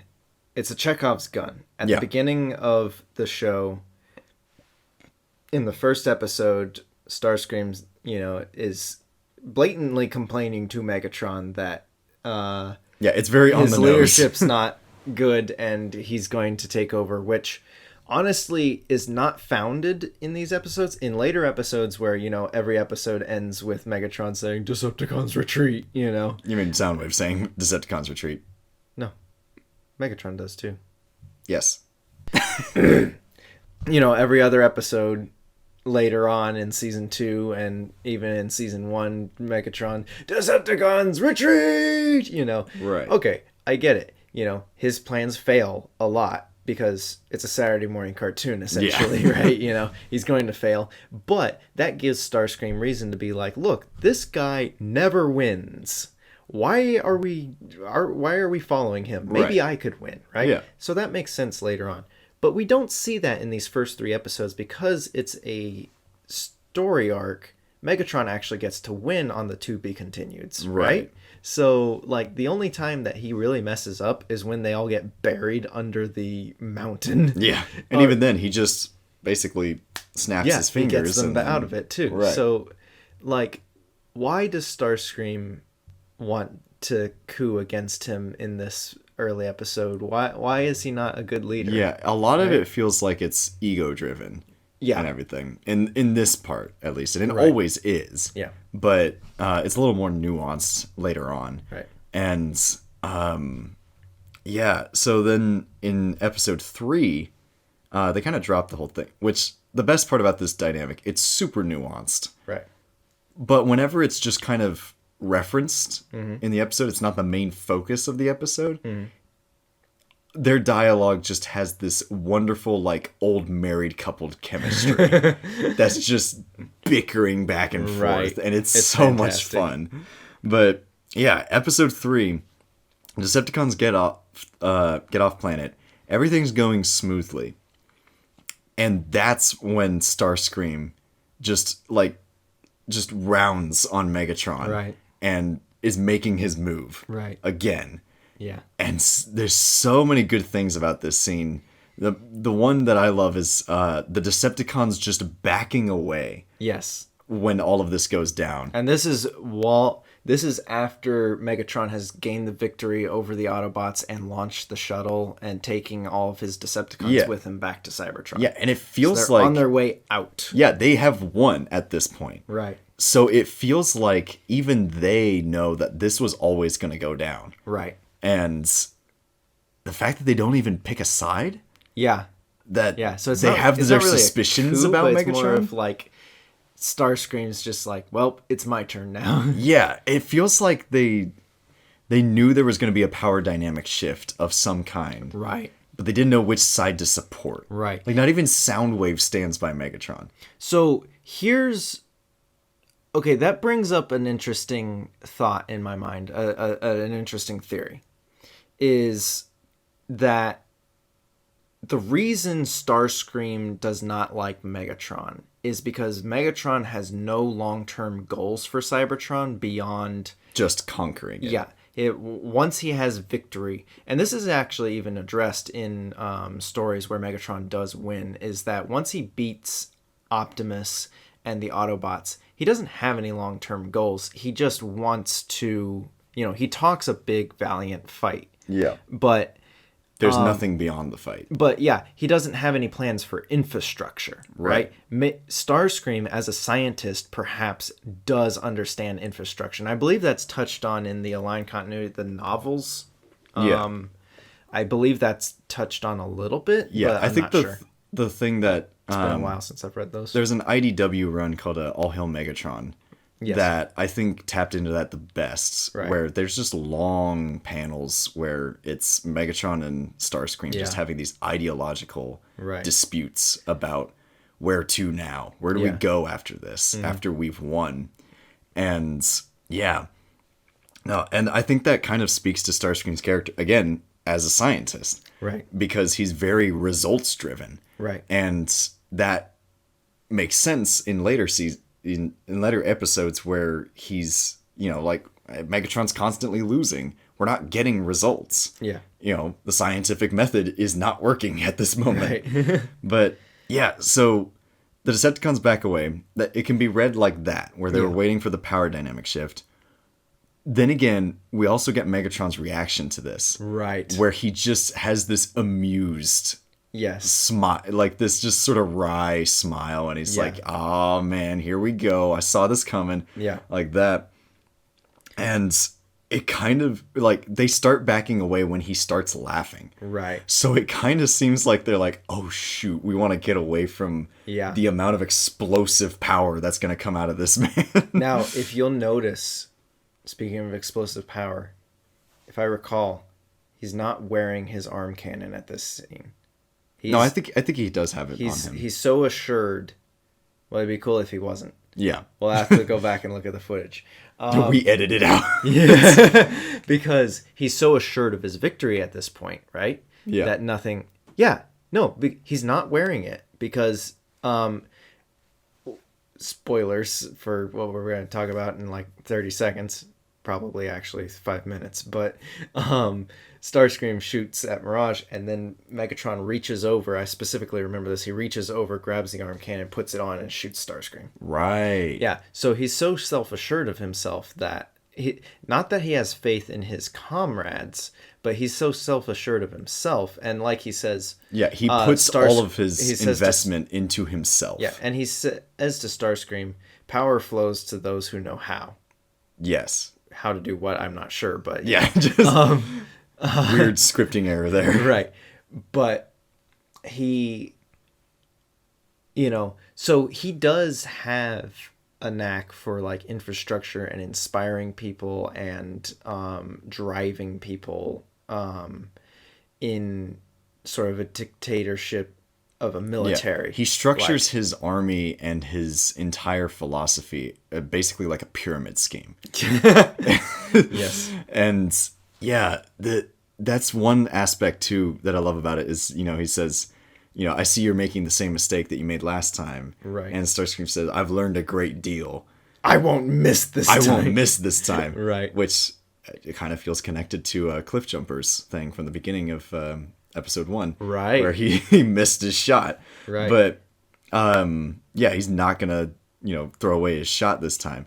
But what's so interesting is that the first time Megatron turned his back on Starscream. Right. He never does in this scene. Right. And that's what I feel makes this feel like an arc. Yeah. Is that Megatron didn't turn his back because I feel like he's trying to goad Starscream into pull the trigger. Look me in the eyes and do it. Right. And he gives him this omen. Yeah. This ominous warning where he says, if you dispose of me, there will always be someone waiting to dispose of you. Yes. And that just speaks so many volumes to his character that I feel like he's the type of leader that even before Starscream, if there was an era before he had Starscream as his right-hand man, he always has somebody in that position. Ulchtar. Yeah. the mysterious Starscream imposter. Right. But he's just probably keeps cloning he's probably Starscream. just been a part of this cycle, and even then, like it at this point, we don't have any backstory to Megatron, so you get the feeling that he was in the same position as Starscream was, Yeah. and he took over the Decepticons from Right. the strongest person, Yeah. and Actually, he's- there is an origin for him, but we'll get to that in a later episode. there's such an interesting implication with that line Yeah. of what could have gone down Right. in the past. I kind of like the idea that perhaps, because a lot of people wonder, well, if Starscream is always going to betray him, why doesn't he just kill him? You know, why does it take until why is it Galvatron who kills him? And like, even though Starscream betrays him so many times throughout the show, right? Yeah. The obvious answer is status quo. But the the a lot of answer. a lot of people have posited that he keeps him around to keep him on his toes, Right. Like, and To make that's sure he never actually, gets rusty. That's in I believe Prime. They directly Megatron address says this, yeah. he addresses this, and Megatron says it's basically just fun for him watching Starscream mess up. Yeah. Right. But here's another theory: what if Megatron's actually training, and this later This is on all speculation. this but is a speculation for the Megatron that's presented in Just these in these first three three episodes. episodes. Yeah. The rest of G1, and especially like Galvatron and all that stuff, disproves this theory. But what if in the first three episodes there was the thought that Megatron is actually training Starscream to take his place? Yeah, he's And training that's him to why supplant him. Yeah, that's why he never kills him, is that every time he fails, if Starscream can ever... This is like...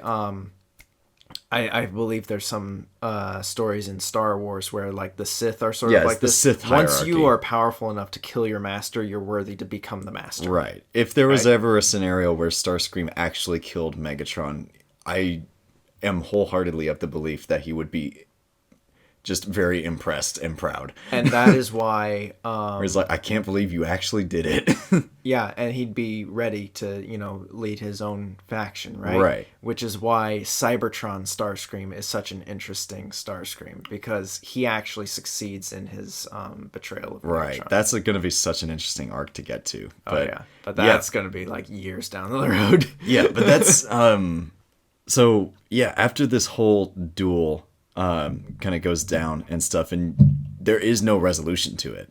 Right. Because at that moment, Mirage decloaks and Right. starts sowing havoc. And Right.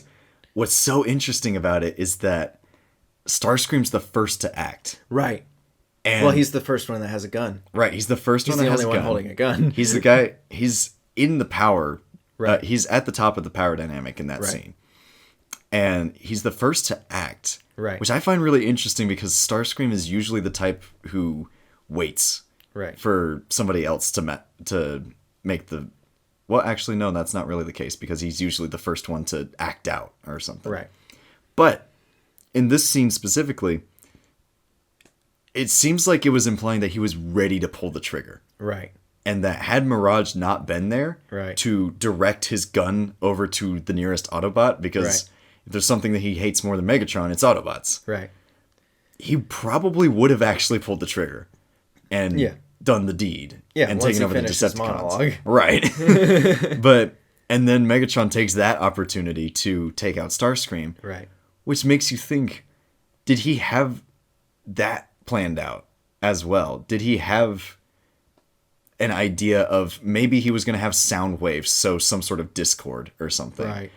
and distract Starscream so that he could reach for his gun and then, Right. pull the trigger? Or was he going to shoot his armpit cannon? Yeah. No, like you even get stuff like that in the tech spec stuff from like the promotional material where there's like a weird little note that Megatron has a bomb rigged on his back, Yeah. specifically in the instance of him lying down and somebody putting their standing foot on him. standing on his body, Yes. and that it'll just explode the person on top. Right. Which is, it's so It's niche. metal. It's so specific, and I love it. Yeah, I think it was like his thigh plate or something. Yeah, it's such a random location too. Yeah. But yeah, and then Mirage starts sowing discord and everything. Right. And Megatron, he doesn't immediately attack Mirage. He immediately attacks Starscream. Yes. Which I love. Yeah. But it really plays to their characters. yeah, but then Mirage sabotages everything. And then he screams, "Stop it!" Yeah. And so then the Decepticons crash into the ocean. Right. And the Autobots have a very oddly cut audio of them cheering Mirage as he comes down. Yeah. But yeah, so obviously it's pretty easy to see, but Mirage has a great character arc where he's set up as he just wants to go home, and we started to discuss this, and now the resolution to that is that ultimately he has the chance to go home on the Decepticon He could have just ship. stayed cloaked the whole time. Snuck out. But instead he crashes the Decepticons because, number one, he knows that if they get home first, they're going to take over. Yeah, they're going to take over Cybertron. Number two, his friends are still stranded on Earth, so he's got to give them. That's where he ultimately has to make the decision: do you prioritize your home, or do you prioritize the people that you care about? Right, because home is where the heart is. Yes, it's so corny. It's so corny, and that would have made a great outro. Except we need to talk about the actual ending of this, because it's weird, like. Not weird like Evangelion weird, but like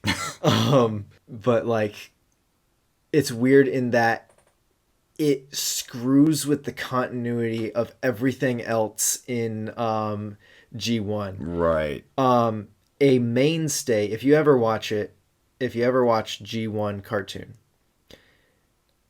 a mainstay of it is the shot of the Autobot base being the spaceship, the orange spaceship, crashed into the side of the mountain. Right? The way that this ends, Spike is writing in his journal and says the governments of the world have agreed, because apparently there's other countries in the world and not just the crystal mines of Burma. Other than Burma. The almighty Burma. The almighty Burma, Cape Canaveral, and Sherman Dam. Or Cape Carlson. Cape Carlson. Yeah. Kit Carlson, as he's pronounced. I, for the longest time, thought it was Kit Carlson. Yeah, exactly. Kit Carlson. Who's that? Some kind of singer or something? Yes. Anyway, the governments of the world have agreed to give Optimus the Autobots the energy they need to fix their ship and go back to Cybertron and revitalize Cybertron, right?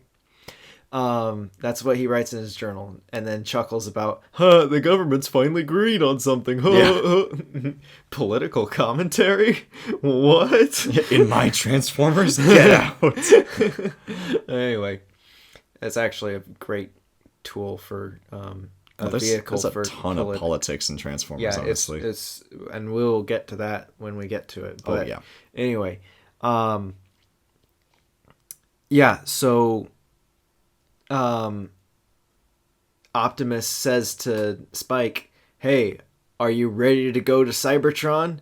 Basically they're saying, let's kick off this adventure of going to space. Like, they're getting ready." He says it's almost time for takeoff, right? And then, as in the countdown is going to start soon. Right. Like, so they totally are setting up that, like, the next episode is going to be them going back to Cybertron. Right. Because their ship is fixed, and they're going to go back to Cybertron and fix it, and it's going to be all gold like it is at the end of Rebirth. And solid gold Cybertron. Oh yeah. Spoilers, I guess.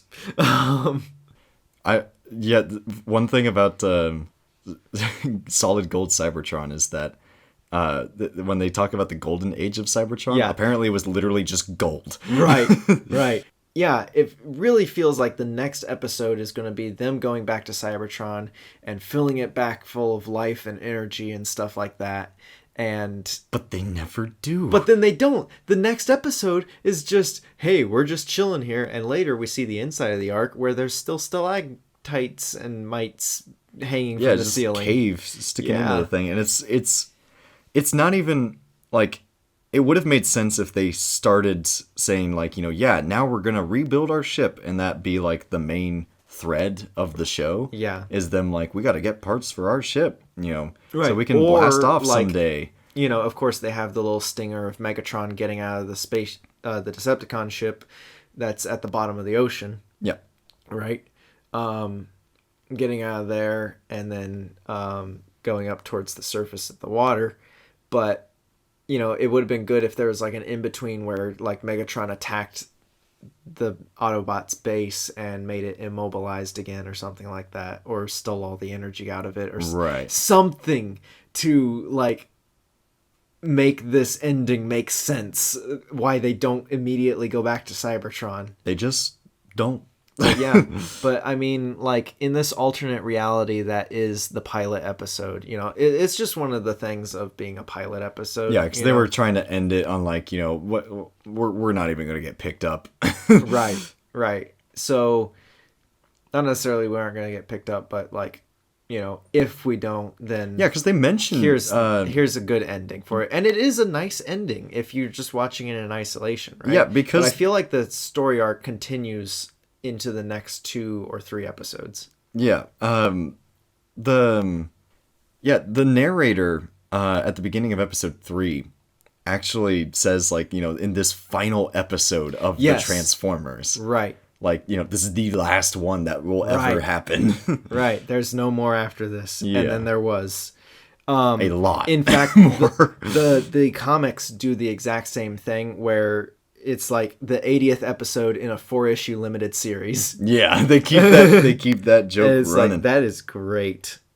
But yeah, so while it is a really nice ending for this 3-parter, it is wildly inconsistent with the rest of the show. Oh yeah, it's the only time that they ever alter the status quo fundamentally. Right, exactly. But I can forgive it because it is a pilot episode. Yeah, and they kind of continue the storyline with the next couple episodes that we're going to cover. Yeah, they do continue the storyline, but once again, it's just they that didn't go back to Cybertron. They didn't continue. I mean, they go back to Cybertron, but not the way that you think they were. Right. So, like, if I were to make, like, an edit of this to make it more cohesive with the rest of the show, I'd cut that ending out, obviously. And then, just to make it a more cohesive story, I'd probably...